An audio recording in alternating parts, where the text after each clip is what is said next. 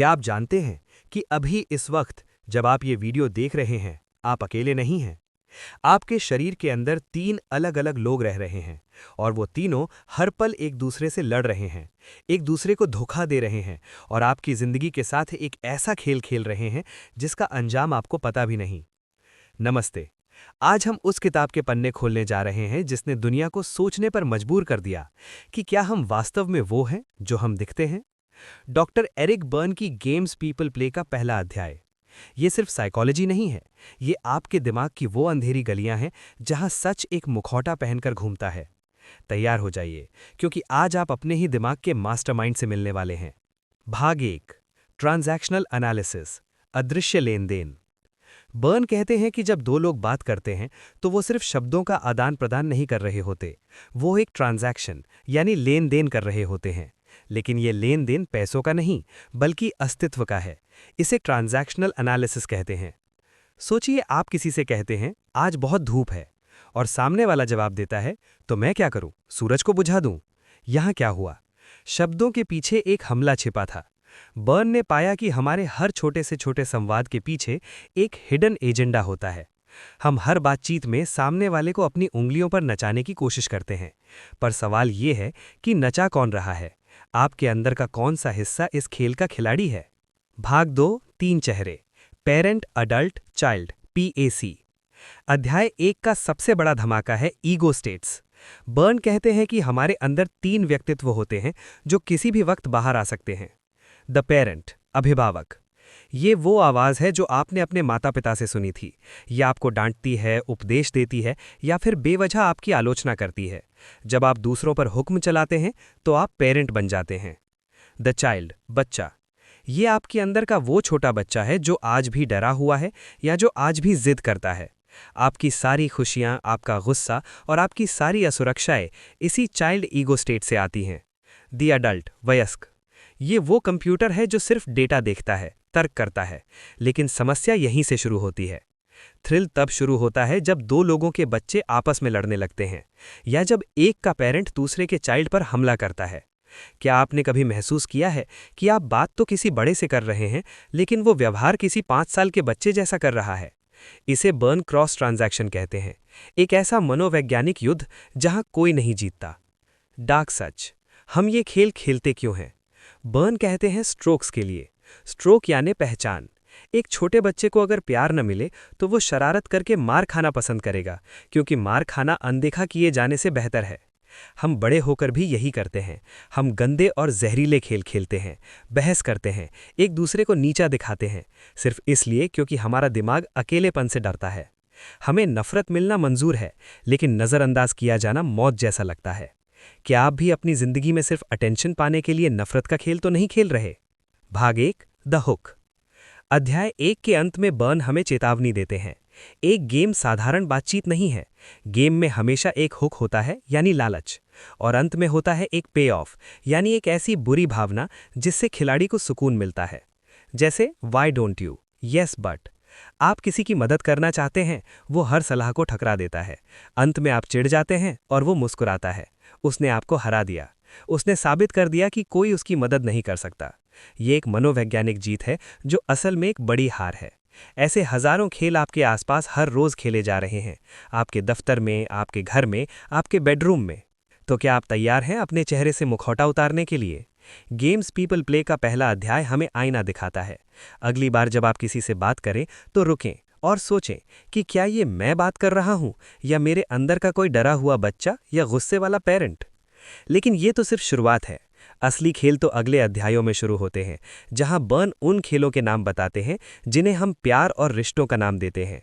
क्या आप जानना चाहते हैं कि शराबी का खेल क्या है, या अगर तुम न होते का असली सच क्या है? भाग 1, शतरंज की बिसात। क्या आपको कभी ऐसा लगा है कि आपकी किसी से बहस हो रही है और आप जानते हैं कि इसका अंत बुरा ही होगा, फिर भी आप रुक नहीं पा रहे? क्या आपको लगता है कि आपके आसपास कुछ लोग जानबूझकर आपको एक ऐसे जाल में फंसाते हैं जहां अंत में आप खुद को गुनहगार या लाचार महसूस करते हैं? एरिक बर्न की किताब का दूसरा अध्याय द थिसॉरस ऑफ गेम्स कोई साधारण लिस्ट नहीं है। ये उन मनोवैज्ञानिक हथियारों का जखीरा है जिसे लोग अनजाने में एक दूसरे के खिलाफ इस्तेमाल करते हैं। आज हम उन 3 सबसे खतरनाक और मशहूर खेलों का पर्दाफाश करेंगे जो आपके रिश्तों की जड़ों को खोखला कर रहे हैं। अपनी आंखें और कान खुले रखिए, क्योंकि हो सकता है कि आप खुद इस खेल के एक प्यादे हों। तैयार हो जाइए, क्योंकि अब गेम शुरू होने वाला है। भाग 1, खेल नंबर 1, अगर तुम न होते, if you weren't for me. कल्पना कीजिए एक ऐसी महिला की जो हमेशा अपने पति से शिकायत करती है, अगर तुम इतने सख्त न होते तो आज मैं एक महान डांसर होती, या अगर तुमने मेरा साथ दिया होता तो आज मैं अपना बिजनेस चला रही होती। ये सुनने में एक दुखी इंसान की पुकार लगती है ना? लेकिन बर्न यहाँ एक ऐसा सस्पेंस खोलते हैं जो आपको हिला देगा। बर्न कहते हैं कि ये महिला असल में बाहर की दुनिया से और अपनी संभावित असफलता से खौफ खाती है। उसने जानबूझकर एक सख्त और कंट्रोलिंग पति को चुना ताकि उसे अपनी डरपोक प्रवृत्ति का एक ठोस बहाना मिल सके। वो पति को एक जेल की तरह इस्तेमाल कर रही है ताकि उसे कभी आज़ादी के मैदान में उतरकर खुद को साबित न करना पड़े। यहाँ सस्पेंस ये है कि वो पति को कोस तो रही है, लेकिन असल में वो उस पर निर्भर है क्योंकि पति उसे उसके असली डर से बचा रहा है। क्या आपके आसपास कोई ऐसा है जो अपनी हर नाकामी का बोझ आपके सर पर डाल देता है? सावधान, आप अगर तुम न होते के जाल में फंसे हुए हैं। खेल नंबर 2, अब मैंने तुम्हें पकड़ लिया, यानी NIGSOB। अब बात करते हैं उस खेल की जिसे बर्न ने सबसे जहरीला माना है, NIGSOB, now I've got you, you son of a bitch. ये खेल वो लोग खेलते हैं जो समाज में बहुत सभ्य दिखते हैं, लेकिन उनके अंदर गुस्से का एक ज्वालामुखी धधक रहा होता है। इस खेल का खिलाड़ी आपकी एक छोटी सी मामूली गलती का इंतजार करता है। मान लीजिए आपने ऑफिस की एक फाइल में एक कॉमा गलत लगा दिया, या घर पर एक गिलास तोड़ दिया। एक सामान्य इंसान इसे अनदेखा कर देगा, लेकिन इस खेल का खिलाड़ी शिकारी की तरह झपटेगा। वो आप पर चिल्लाएगा, आपके पुराने रिकॉर्ड खोलेगा और आपको ये महसूस कराएगा कि आप दुनिया के सबसे निकम्मे इंसान हैं।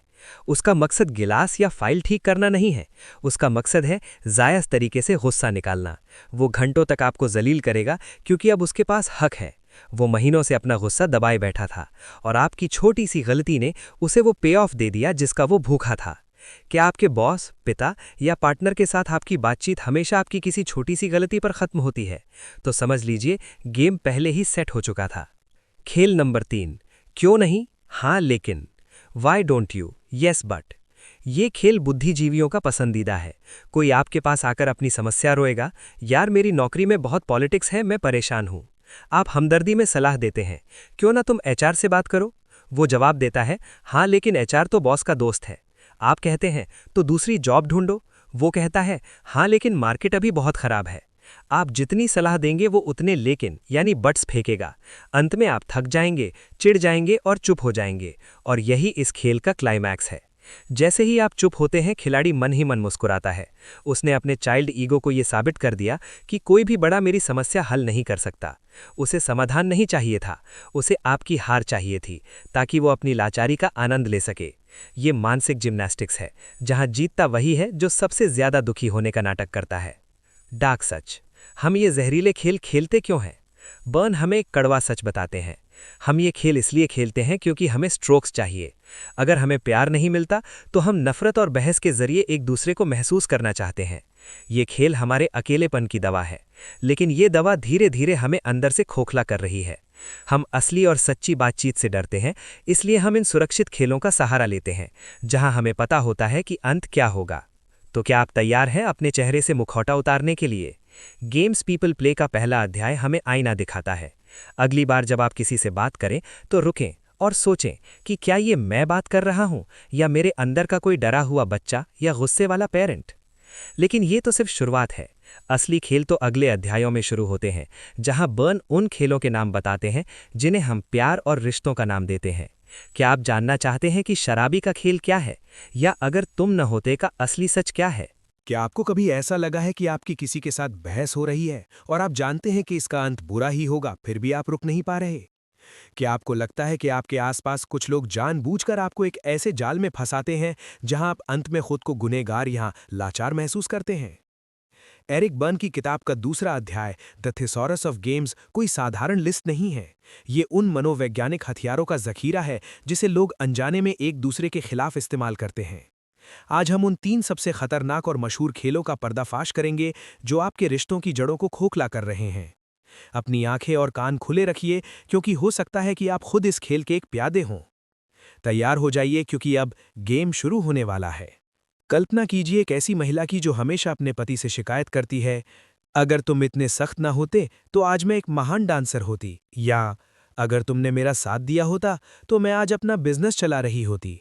ये सुनने में एक दुखी इंसान की पुकार लगती है ना?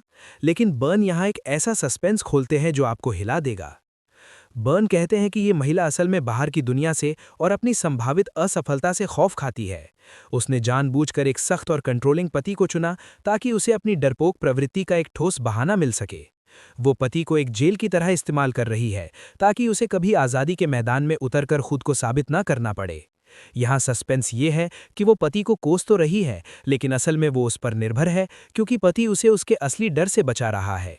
क्या आपके आसपास कोई ऐसा है जो अपनी हर नाकामी का बोझ आपके सर पर डाल देता है? सावधान, आप अगर तुम ना होते के जाल में फंसे हुए हैं। अब बात करते हैं उस खेल की जिसे बर्न ने सबसे जहरीला माना है, NIGYSOB, now I have got you, you son of a bitch. ये खेल वो लोग खेलते हैं जो समाज में बहुत सभ्य दिखते हैं, लेकिन उनके अंदर गुस्से का एक ज्वालामुखी धधक रहा होता है। इस खेल का खिलाड़ी आपकी एक छोटी सी मामूली गलती का इंतजार करता है। मान लीजिए आपने ऑफिस की एक फाइल में कॉमा गलत लगा दिया या घर पर एक गिलास तोड़ दिया। एक सामान्य इंसान इसे अनदेखा कर देगा, लेकिन इस खेल का खिलाड़ी शिकारी की तरह झपटेगा। वो आप पर चिल्लाएगा, आपके पुराने रिकॉर्ड खोलेगा और आपको ये महसूस कराएगा कि आप दुनिया के सबसे निकम्मे इंसान हैं। उसका मकसद गिलास या फाइल ठीक करना नहीं है, उसका मकसद है जायज़ तरीके से गुस्सा निकालना। वो घंटों तक आपको जलील करेगा क्योंकि अब उसके पास हक है। वो महीनों से अपना गुस्सा दबाए बैठा था और आपकी छोटी सी गलती ने उसे वो पे ऑफ दे दिया जिसका वो भूखा था। क्या आपके बॉस, पिता या पार्टनर के साथ आपकी बातचीत हमेशा आपकी किसी छोटी सी गलती पर खत्म होती है? तो समझ लीजिए गेम पहले ही सेट हो चुका था। अब बात करते हैं उस खेल की जिसे बर्न ने बुद्धिजीवियों का पसंदीदा माना है, why don't you, yes but. कोई आपके पास आकर अपनी समस्या रोएगा, यार मेरी नौकरी में बहुत पॉलिटिक्स है, मैं परेशान हूँ। आप हमदर्दी में सलाह देते हैं, क्यों ना तुम एचआर से बात करो। वो जवाब देता है, हाँ लेकिन एचआर तो बॉस का दोस्त है। आप कहते हैं, तो दूसरी जॉब ढूंढो। वो कहता है, हाँ लेकिन मार्केट अभी बहुत खराब है। आप जितनी सलाह देंगे वो उतने लेकिन फेंकेगा। अंत में आप थक जाएंगे, चिढ़ जाएंगे और चुप हो जाएंगे। और यही इस खेल का क्लाइमैक्स है। जैसे ही आप चुप होते हैं, खिलाड़ी मन ही मन मुस्कुराता है। उसने अपने चाइल्ड ईगो को ये साबित कर दिया कि कोई भी बड़ा पेरेंट मेरी समस्या हल नहीं कर सकता। उसे समाधान नहीं चाहिए था, उसे आपकी हार चाहिए थी ताकि वो अपनी लाचारी का आनंद ले सके। ये मानसिक जिम्नास्टिक है जहां जीतता वही है जो सबसे ज्यादा दुखी होने का नाटक करता है। हम ये जहरीले खेल क्यों खेलते हैं? द डार्क पे ऑफ। बर्न हमें कड़वा सच बताते हैं। हम ये खेल इसलिए खेलते हैं क्योंकि हमें स्ट्रोक्स चाहिए। अगर हमें प्यार नहीं मिलता तो हम नफरत और बहस के जरिए एक दूसरे को महसूस करना चाहते हैं। ये खेल हमारे अकेलेपन की दवा है, लेकिन ये दवा धीरे धीरे हमें अंदर से खोखला कर रही हैं। हम असली और सच्ची बातचीत से, इंटीमेसी से डरते हैं, इसलिए हम इन सुरक्षित खेलों का सहारा लेते हैं जहां हमें पता होता है कि अंत क्या होगा। अध्याय 2 का सार ये है कि समाज एक बहुत बड़ा कैसीनो है जहां हर कोई अपनी चाल चल रहा है। लेकिन अब जब आप इन खेलों के नाम जान चुके हैं तो आप प्यादा बनना बंद कर सकते हैं। अगली बार जब कोई आपसे हाँ लेकिन वाला खेल खेले तो उसे सलाह देना बंद करें और बस पूछें, वाकई ये मुश्किल है, तुम इसे कैसे हल करोगे? देखिए कैसे उनके खेल की हवा निकल जाती है। लेकिन क्या इन खेलों के बिना कोई रिश्ता मुमकिन है? क्या हम कभी उन मुखौटों को उतार पाएंगे जो हमने बचपन से पहने हैं? और सबसे ज़रूरी सवाल, इन खेलों का इलाज क्या है? आगे हम इस डार्क सफ़र के अंत पर पहुंचेंगे, पार्ट 3 बियॉन्ड गेम्स, जहां हम सीखेंगे कि इन मानसिक बेड़ियों को काटकर एक सच्चा और आज़ाद इंसान कैसे बना जाए। अब तक आपने जाना कि कैसे हम अपनी जिंदगी के शतरंज पर अनजाने में मोहरे बने हुए हैं। आपने अगर तुम न होते और अब मैंने तुम्हें पकड़ लिया जैसे जहरीले खेलों के पीछे का सच देखा। लेकिन अब सबसे बड़ा सवाल हमारे सामने खड़ा है, क्या हम कभी इन खेलों से बाहर निकल पाएंगे? या फिर हम मरने के दम तक इन मनोवैज्ञानिक जंजीरों में बंधे रहने के लिए अभिशप्त हैं? अध्याय 3 बियॉन्ड गेम्स एरिक बर्न की वो गुप्त फाइल है जिसे पढ़कर या तो आप पूरी तरह बदल जाएंगे या फिर डर के मारे फिर से अपना पुराना मुखौटा पहन लेंगे। ये अध्याय किसी युद्ध की घोषणा से कम नहीं है, अपने ही पुराने स्व यानी सेल्फ के खिलाफ युद्ध। तैयार हो जाइए क्योंकि आज गेम खत्म होने वाला है और हकीकत शुरू होने वाली है। बर्न कहते हैं कि खेलों से मुक्ति का मतलब है ऑटोनॉमी, लेकिन ये सुनने में जितना आसान है, करने में उतना ही खौफनाक। ऑटोनॉमी पाने के लिए आपको 3 चीज़ों को जिंदा करना होगा, जिन्हें आपके अंदर के पेरेंट और चाइल्ड ने मिलकर मार डाला था। पहला है अवेयरनेस, यानी जागरूकता। क्या आप वास्तव में सूरज की रोशनी को महसूस कर रहे हैं, या सिर्फ इसलिए सुंदर कह रहे हैं क्योंकि आपको ऐसा कहना सिखाया गया है? जागरूक होने का मतलब है अपने आसपास की दुनिया को बिना किसी फिल्टर, बिना किसी पास्ट की याद और बिना किसी खेल के देखना। जैसे एक बच्चा पहली बार किसी चीज को देखता है, लेकिन एक अडल्ट की समझदारी के साथ। क्या आप अपने पार्टनर को अभी देख रहे हैं, या उनके उस पुराने वर्जन से लड़ रहे हैं जिसने 5 साल पहले आपका दिल दुखाया था? होश में आना ही खेल को तोड़ने की पहली सीढ़ी है। दूसरा कदम है स्पॉन्टेनिटी, यानी स्वाभाविकता। खेलों का खिलाड़ी हमेशा तयशुदा यानी प्रेडिक्टेबल होता है। आपको पता होता है कि वो कब चिल्लाएगा, कब रोएगा और कब लेकिन कहेगा। लेकिन एक आज़ाद इंसान स्पॉन्टेनियस होता है। इसका मतलब है कि आपके पास प्रतिक्रिया देने के लिए विकल्पों का खजाना है। आप अब मजबूर नहीं हैं कि कोई आप पर चिल्लाए तो आप भी चिल्लाएं। आप चुप रह सकते हैं, आप मुस्कुरा सकते हैं, या आप शांति से वहां से जा सकते हैं। जब आप अपने अंदर के पेरेंट और चाइल्ड की स्क्रिप्ट को फाड़ देते हैं, तो आप ब्रह्मांड के सबसे अनप्रिडिक्टेबल और शक्तिशाली प्राणी बन जाते हैं। खेल तब खत्म हो जाता है जब सामने वाले को आपकी अगली चाल समझ आना बंद हो जाती है। तीसरा और सबसे डरावना हिस्सा है इंटीमेसी, यानी आत्मीयता। बर्न एक कड़वा सच बोलते हैं। हम खेल इसलिए खेलते हैं क्योंकि हम इंटीमेसी से डरते हैं। इंटीमेसी का मतलब है बिना किसी ढाल के, बिना किसी खेल के एक दूसरे के सामने बिल्कुल नग्न मानसिक रूप से खड़े होना। इसमें खतरा है, इसमें चोट लगने का डर है, इसीलिए लोग गेम खेलते हैं। गेम एक सुरक्षा कवच है। लेकिन बर्न कहते हैं कि खेल मुक्त जीवन वही है जहां आप सामने वाले को वैसे ही स्वीकार करें जैसे वो हैं, और खुद को भी वैसे ही पेश करें जैसे आप हैं। ये वो पल है जहां गेम मर जाता है और प्यार पैदा होता है। क्या आपके अंदर इतनी हिम्मत है कि आप बिना किसी ताने के, बिना किसी चालाकी के कह सकें कि मुझे डर लग रहा है, या मुझे तुम्हारी जरूरत है? लेकिन सावधान, खेल छोड़ना आसान नहीं होगा। जब आप खेल खेलना बंद करेंगे तो आपके आसपास के खिलाड़ी बौखला जाएंगे। वो आप पर हमला करेंगे, वो आपको अजीब कहेंगे, वो आपको उकसाएंगे ताकि आप वापस खेल में आ जाएं, क्योंकि आपकी आज़ादी उन्हें उनकी गुलामी की याद दिलाती है। बर्न कहते हैं कि कई लोग ऑटोनॉमी के रास्ते पर चलते चलते वापस मुड़ जाते हैं, क्योंकि अकेलेपन का डर उन्हें सताने लगता है। लेकिन जो इस तूफान को पार कर लेता है वो रियल बन जाता है। वो अब किसी दूसरे के हाथ की कठपुतली नहीं रहता। तो गेम्स पीपल प्ले का ये सफर आज यहाँ खत्म होता है। हमने अपने दिमाग के उन कमरों में झांका जहां हम खुद जाने से डरते थे। आज आपके पास 2 रास्ते हैं, या तो वापस जाकर वही पुराने खेल खेलें और कड़वाहट में जिएं, या फिर आज इसी वक्त अपने मुखौटे को उतार फेंके। अगली बार जब कोई आपके साथ निगजॉब या हाँ लेकिन खेलने की कोशिश करे, तो मुस्कुराइए और खेल का हिस्सा बनने से इनकार कर दीजिए। अपनी जागरूकता, अपनी स्वाभाविकता और अपनी आत्मीयता को वापस हासिल करें। आप यहाँ खेल खेलने नहीं, अपनी जिंदगी को पूरी सच्चाई के साथ जीने आए हैं। अब तक आपने सीखा कि कैसे हम दफ्तरों और घरों में छोटे छोटे खेल खेलते हैं। लेकिन क्या आपने कभी सोचा है कि जब सूरज ढल जाता है और बंद दरवाजों के पीछे इंसान अपनी सबसे गहरी वासनाओं और आपराधिक प्रवृत्तियों के साथ अकेला होता है, तब कौन से खेल खेले जाते हैं? एरिक बर्न की किताब का ये चौथा हिस्सा, द डार्कर गेम्स, हमें समाज के उस अंडरवर्ल्ड में ले जाता है जहां खेल सिर्फ मनोरंजन या छोटी जीत के लिए नहीं, बल्कि तबाही के लिए खेले जाते हैं। आज हम उन खेलों का पर्दाफाश करेंगे जिन्हें लोग स्वीकार करने से भी डरते हैं। अपनी कुर्सी की पेटी बांध लीजिए, क्योंकि अब हम इंसानियत की सबसे काली गलियों में कदम रखने जा रहे हैं। सबसे पहले बात करते हैं उस खेल की जिसे अपराधी और कानून के रखवाले युगों से खेल रहे हैं, कॉप्स एंड रॉबर्स। आप सोच रहे होंगे कि अपराधी पुलिस से बचने के लिए भागता है, लेकिन बर्न का सस्पेंस कुछ और ही कहता है।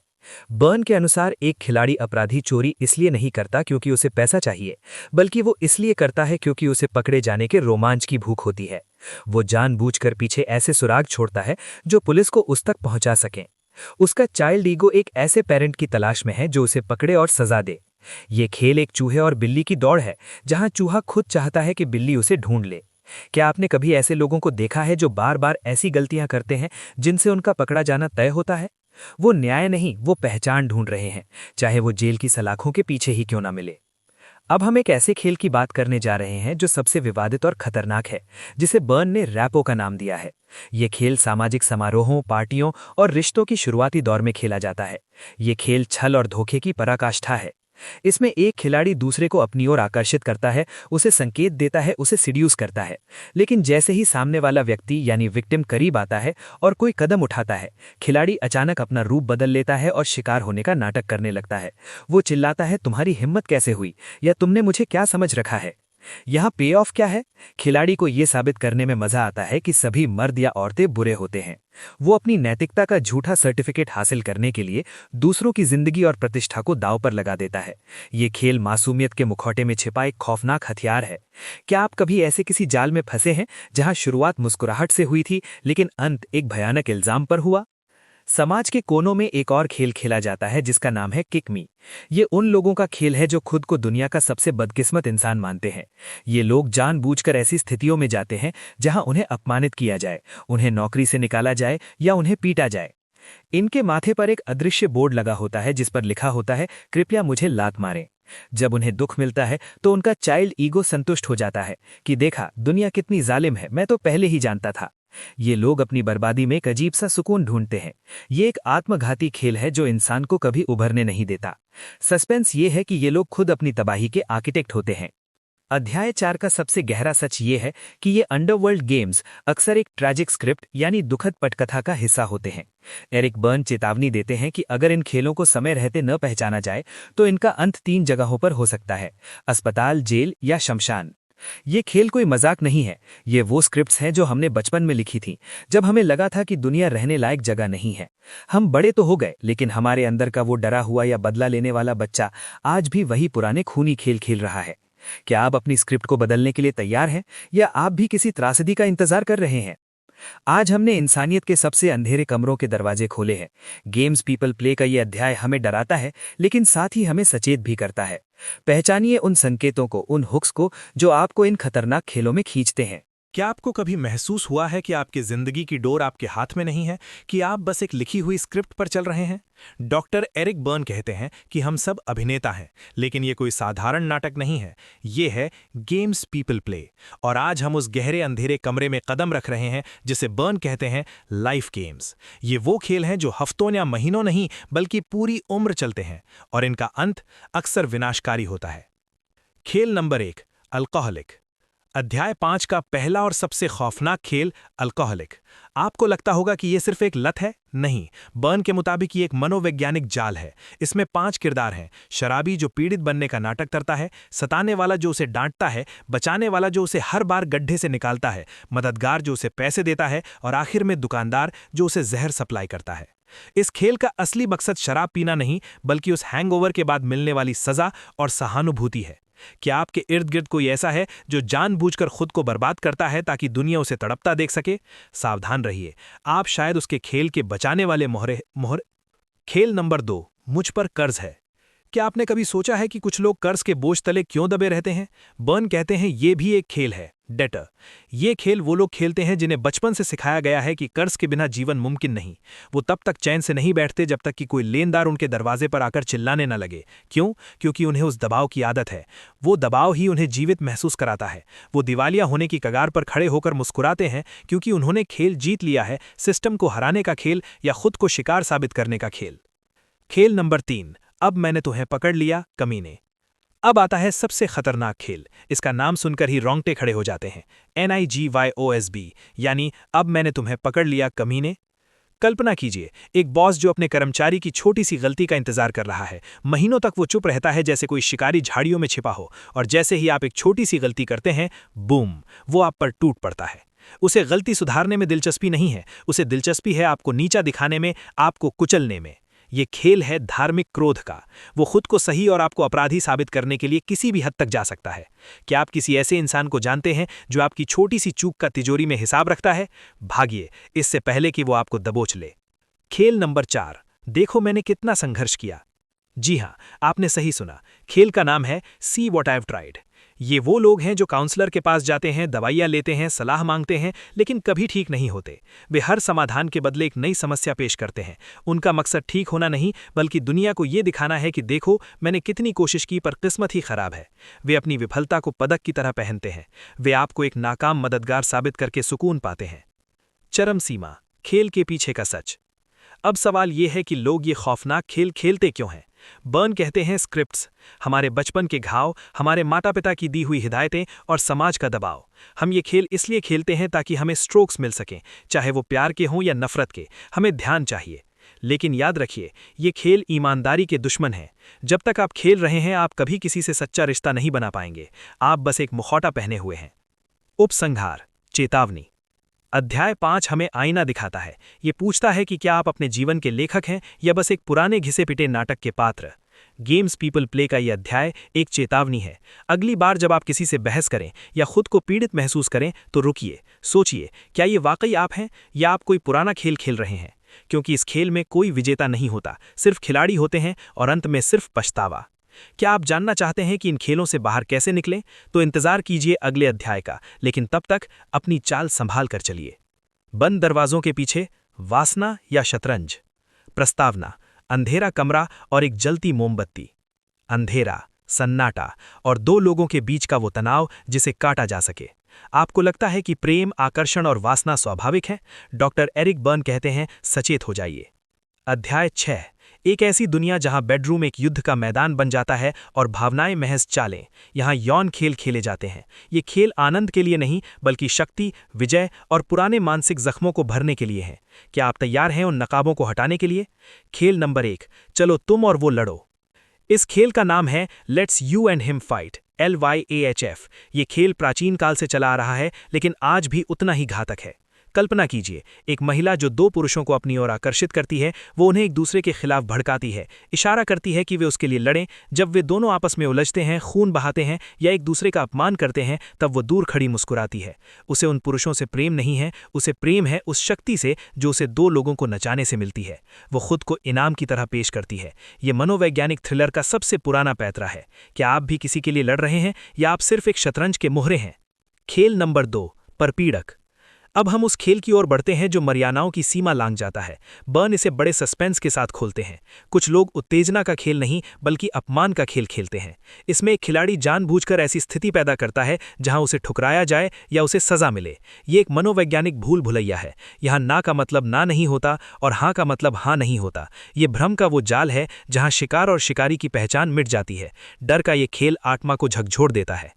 खेल नंबर 3, रेप क्रोना। सावधान, अब हम बात कर रहे हैं अध्याय 6 के सबसे विवादित और खतरनाक खेल रेपो की। डॉक्टर बर्न इसे 3 स्तरों पर बांटते हैं। स्तर नंबर 1, एक हल्की मुस्कान, एक छोटा सा इशारा और फिर अचानक पीछे हट जाना, सिर्फ ये दिखाने के लिए कि मैं तुम्हारी पहुंच से बाहर हूं। स्तर नंबर 2, ये थोड़ा गहरा है। यहाँ खिलाड़ी दूसरे को पूरी तरह जाल में फंसाता है, उसे उम्मीद देता है और आखिरी वक्त पर उस पर बदतमीजी का आरोप लगाकर उसे समाज के सामने नंगा कर देता है। और स्तर नंबर 3, ये सबसे भयानक है। यहाँ खेल का अंत अदालतों, जेल की सलाखों या शमशान में होता है। खिलाड़ी का मकसद शारीरिक संबंध नहीं, बल्कि दूसरे इंसान की प्रतिष्ठा को पूरी तरह तबाह करना है। ये बदला है उन घावों का जो शायद बचपन में मिले थे। खेल नंबर 4, घिसे पिटे लोग। क्या आपने ऐसे जोड़े देखे हैं जो हर रोमांटिक शाम को एक भयानक झगड़े में बदल देते हैं? इसे बर्न कहते हैं अपरोर। पति पत्नी करीब आते हैं, माहौल प्रेमपूर्ण होता है, लेकिन अचानक एक पुरानी बात निकलती है। चिल्लाना, दरवाजों का पटकना और अंत में अलग अलग कमरों में सोना। आपको लगता होगा ये सिर्फ गुस्सा है। नहीं, ये एक सुरक्षा तंत्र है। ये खेल इसलिए खेला जाता है ताकि उन्हें शारीरिक या भावनात्मक रूप से करीब ना आना पड़े। झगड़ा एक ढाल है, एक खौफनाक ढाल जो उन्हें असल सच्चाई का सामना करने से बचाती है। दार्शनिक मोड़, खेल के पीछे का सस्पेंस। ये खेल डरावने क्यों हैं? क्योंकि इनमें शामिल खिलाड़ियों को खुद नहीं पता कि वे खेल रहे हैं। उनके अवचेतन मन में एक स्क्रिप्ट चल रही है। वे प्रेम की तलाश में निकलते हैं, लेकिन केवल तबाही बटोरते हैं। अध्याय 6 हमें एक अंधेरी सुरंग में ले जाता है और पूछता है कि आपका रिश्ता किस बुनियाद पर टिका है। क्या वो ईमानदारी है या सिर्फ एक जटिल खेल का हिस्सा? उपसंहार, अंतिम चेतावनी। डॉक्टर बर्न का यह अध्याय हमें झकझोर कर रख देता है। वो कहते हैं कि जब तक हम इन सेक्सुअल गेम्स को नहीं पहचानेंगे, हम कभी मुक्त नहीं हो पाएंगे। हम बस एक चक्र में घूमते रहेंगे, आकर्षण, संघर्ष और फिर पतन। अगली बार जब आप किसी की ओर खींचे चले जाएं या किसी झगड़े में पड़ें, तो एक पल के लिए ठहरिए, अपने आसपास के सन्नाटे को महसूस कीजिए। कहीं कोई अदृश्य खिलाड़ी आपकी डोर तो नहीं खींच रहा? क्योंकि जिंदगी के इस जुए में सबसे बड़ी जीत खेल को छोड़ देना ही है। क्या आप अगले अध्याय के रहस्यों को जानने के लिए तैयार हैं, जहां हम अंडरवर्ल्ड के खेलों की बात करेंगे? अब तक हमने बेडरूम और ड्राइंग रूम के खेल देखे, लेकिन अब हम उस दहलीज को पार कर रहे हैं जहां समाज की सभ्यता खत्म होती है और शुरू होता है अंडरवर्ल्ड। गेम्स पीपल प्ले का अध्याय 7।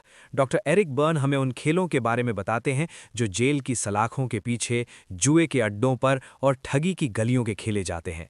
यहाँ हार का मतलब सिर्फ बुरा महसूस करना नहीं, यहाँ हार का मतलब मौत या कैद है। क्या आप तैयार हैं उस अंधेरे का सामना करने के लिए? खेल 1, पुलिस और चोर। आपको लगता होगा कि एक अपराधी पुलिस से बचने के लिए भागता है। बर्न कहते हैं आप गलत हैं। इस खेल में अपराधी का असली मकसद पैसा कमाना नहीं है, उसका असली मकसद है पकड़े जाने का रोमांच। वो जानबूझकर पीछे सुराग छोड़ता है, वो पुलिस को चुनौती देता है। क्यों? क्योंकि वो अपने बचपन के उस विद्रोही बच्चे को जीवित रखना चाहता है। उसे पकड़े जाने और सजा पाने में एक अजीब सा सुकून मिलता है। वो पुलिस वाले को अभिभारक की भूमिका में ले आता है जो उसे सजा दे सके। ये चूहे और बिल्ली की वो दौड़ है जिसमें चूहा खुद बिल्ली के पंजे में कूदना चाहता है। क्या ये पागलपन है या सिर्फ एक खौफनाक खेल? खेल 2, कितना बुरा है। अंडरवर्ल्ड का दूसरा खेल है एंट इट ऑफुल। ये खेल उन अपराधियों के बीच खेला जाता है जो खुद को पीड़ित मानते हैं। वे एक कोने में बैठकर समाज को कोसते हैं, देखो दुनिया कितनी जालिम है, पुलिस कितनी भ्रष्ट है। वे अपने अपराधों को जायज़ ठहराने के लिए एक दूसरे को कहानियां सुनाते हैं। ये खेल उन्हें एक झूठा सुकून देता है कि वे बुरे नहीं हैं, बल्कि हालात ने उन्हें ऐसा बनाया है। ये सहानुभूति का एक काला बाजार है जहां हर कोई अपनी बदकिस्मती का सौदा करता है। खेल 3, मुझे मारो मत, डोंट किक मी। अब एक ऐसा खेल जो रोंगटे खड़े कर दे। अंडरवर्ल्ड में कुछ लोग ऐसे होते हैं जो जानबूझकर दूसरों को उकसाते हैं। वे जानते हैं कि सामने वाला ताकतवर है, वे जानते हैं कि उन्हें चोट लगेगी, लेकिन फिर भी वे सीमा लांघते हैं। और जब उन्हें लात पड़ती है, जब उन्हें प्रताड़ित किया जाता है, तो वे चिल्लाते हैं, मेरे साथ ही ऐसा क्यों होता है? बर्न के मुताबिक ये उनकी मानसिक संतुष्टि का जरिया है। वे खुद को शहीद साबित करने के खेल में अपनी जान तक जोखिम में डाल देते हैं। खेल 4, ठग और शिकार। ठगी यानी द कॉन गेम, ये अंडरवर्ल्ड का सबसे कलात्मक खेल है। इसमें 2 खिलाड़ी होते हैं, ठग और मार्क, शिकार। लेकिन ट्विस्ट क्या है? बर्न कहते हैं कि एक ठग तभी सफल होता है जब शिकार के मन में भी बेईमानी हो। ठग आपके लालच को पकड़ता है, वो आपको ये महसूस कराता है कि आप उसे ठग रहे हैं, और जब आप जाल में फंस जाते हैं तो अचानक पर्दा गिरता है। यहाँ खेल का असली मजा पैसे में नहीं, बल्कि सामने वाले की बुद्धि को मात देने में है। ये दिमाग का कत्ल है। विश्लेषण, पाताल की मनोवैज्ञानिक स्क्रिप्ट। ये खेल इतने खतरनाक क्यों है? क्योंकि यहाँ लाइफ स्क्रिप्ट का अंत अक्सर दुखद होता है। बर्न समझाते हैं कि अंडरवर्ल्ड के खिलाड़ी अक्सर समाज से कटे हुए होते हैं। वे सामान्य जीवन की बोरियत से इतना डरते हैं कि वे मौत के साथ खेलना पसंद करते हैं। उनके लिए जेल जाना घर वापसी जैसा है, पुलिस से उलझना पिता से बात करना जैसा है। उन्होंने अपनी जिंदगी के पन्नों को खून और धोखे से भरने का फैसला कर लिया है। उपसंहार, क्या आप सुरक्षित हैं? अध्याय 7 हमें एक कड़वा सच सिखाता है, खेल सिर्फ मासूम नहीं होते। जब खेल के नियम कानून तोड़ते हैं तो वो अंडरवर्ल्ड बन जाता है। डॉक्टर एरिक बर्न हमें सचेत करते हैं कि हमारे भीतर भी एक छोटा सा हिस्सा है जो कभी कभी इन अंधेरे खेलों की ओर आकर्षित होता है। सावधान रहिए, कहीं आप भी अपनी जिंदगी में पुलिस और चोर तो नहीं खेल रहे, कहीं आप भी अपने दुखों को कितना बुरा है का नाम देकर जायज तो नहीं ठहरा रहे। क्योंकि याद रखिए, अंडरवर्ल्ड के खेलों में रिडेम्पशन नहीं होती, सिर्फ एक आखिरी चाल होती है और फिर सब खत्म। क्या आप अगले अध्याय के लिए तैयार हैं, जहां हम परामर्श कक्ष के खेल देखेंगे, जहां डॉक्टर और मरीज के बीच एक नया युद्ध शुरू होता है? शीर्षक, महफिलों के पीछे का खौफनाक सच, गेम्स पीपल प्ले। अध्याय 8, पार्टी गेम्स। भाग 1, प्रस्तावना, मुस्कुराहटों के पीछे का अंधेरा। कल्पना कीजिए आप एक शानदार पार्टी में हैं, हर तरफ रोशनी है, लोग हंस रहे हैं, ड्रिंक्स चल रही हैं और सब कुछ बहुत सामान्य लग रहा है। लेकिन क्या होगा अगर मैं आपसे कहूं कि उस कमरे में मौजूद हर व्यक्ति एक खतरनाक मानसिक युद्ध लड़ रहा है? क्या होगा अगर वो हंसी हंसी नहीं बल्कि एक हथियार है?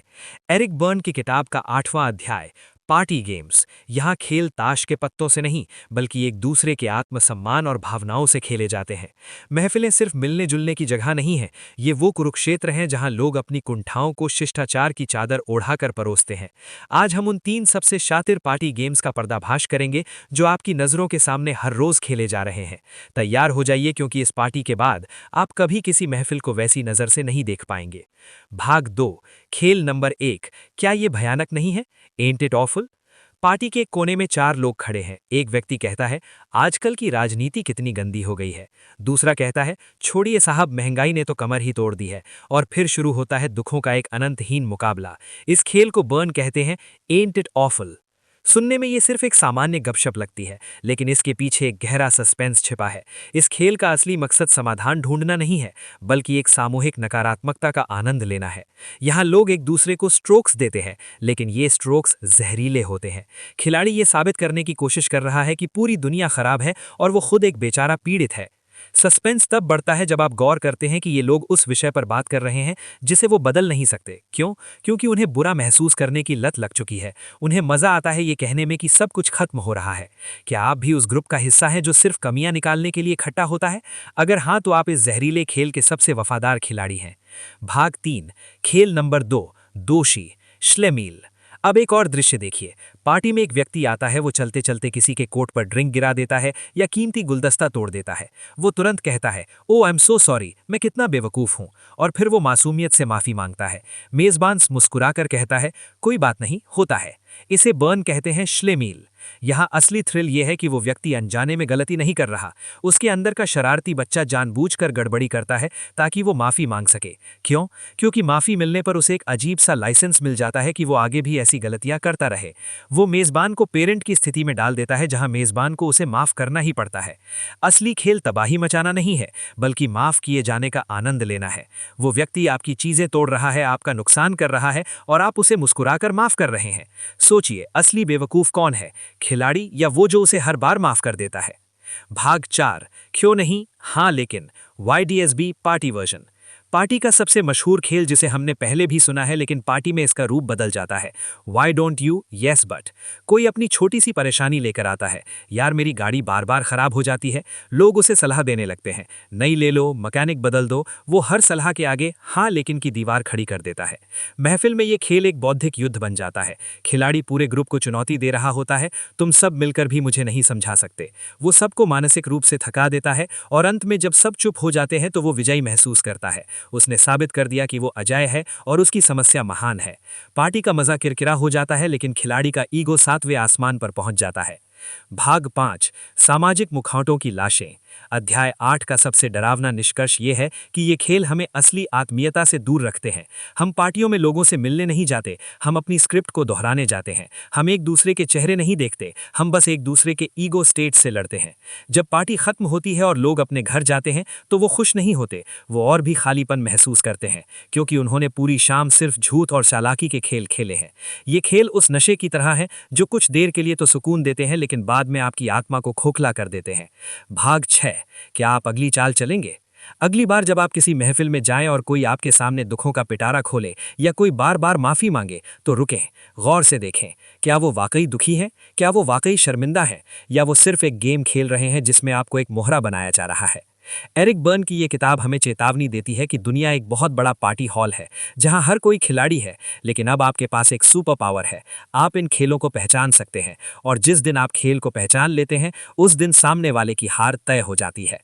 अब तक आपने जाना कि लोग दफ्तरों और पार्टियों में कैसे खेल खेलते हैं, लेकिन अब हम उस दहलीज को पार करने जा रहे हैं जहां जाने से डर और शर्म दोनों महसूस होती है। क्या आपने कभी सोचा है कि प्रेम और आकर्षण के पीछे भी कोई क्राइम थ्रिलर चल सकता है? क्या होगा अगर मैं आपसे कहूं कि जिसे आप रोमांच समझ रहे हैं वो असल में एक सोची समझी मनोवैज्ञानिक चाल है? डॉक्टर एरिक बर्न की किताब का 9वां अध्याय, सेक्सुअल गेम्स, ये हिस्सा उन खेलों का पर्दाफाश करता है जो समाज की सबसे पवित्र कही जाने वाली जगहों यानी हमारे बेडरूम्स में खेले जाते हैं। यहाँ दांव पर सिर्फ पैसा या इज्जत नहीं, बल्कि इंसान की रूह लगी होती है। आज आप जानेंगे कि कैसे प्यार के नाम पर लोग एक दूसरे का मानसिक शिकार करते हैं। तैयार हो जाइए, क्योंकि अब सच्चाई से कोई पर्दा नहीं बचेगा। पर्दा उठता है पहले खेल पर, जिसे बर्न कहते हैं द स्टॉकिंग गेम। कल्पना कीजिए एक ऐसी स्थिति की जहां एक व्यक्ति जानबूझकर ऐसे संकेत देता है जो आकर्षण पैदा करे। वो ऐसे कपड़े पहनता है या ऐसी बातें करता है जो दूसरे को उकसाती हैं, लेकिन जैसे ही दूसरा व्यक्ति उस आकर्षण के जाल में फंसकर करीब आता है, खिलाड़ी अचानक विक्टिम बन जाता है। थ्रिल तो तब शुरू होता है जब खिलाड़ी चिल्लाकर कहता है, तुम्हारी हिम्मत कैसे हुई मुझ पर नजर डालने की, या तुम सब एक जैसे ही होते हो। यहाँ असली खेल शारीरिक सुख नहीं, बल्कि नैतिक श्रेष्ठता पाना है। खिलाड़ी को इस बात में मजा आता है कि उसने दूसरे को बुरा या लालची साबित कर दिया, वो एक शिकारी की तरह जाल बिछाता है और जैसे ही शिकार फंसता है वो खुद को मासूम घोषित कर देता है। क्या आप भी कभी किसी ऐसे आकर्षण का शिकार हुए हैं जिसका अंत अपमान पर हुआ है? अगला खेल और भी डरावना है। इसका नाम है अपरोर यानी हंगामा। ये खेल अक्सर उन जोड़ों के बीच खेला जाता है जो लंबे समय से साथ हैं।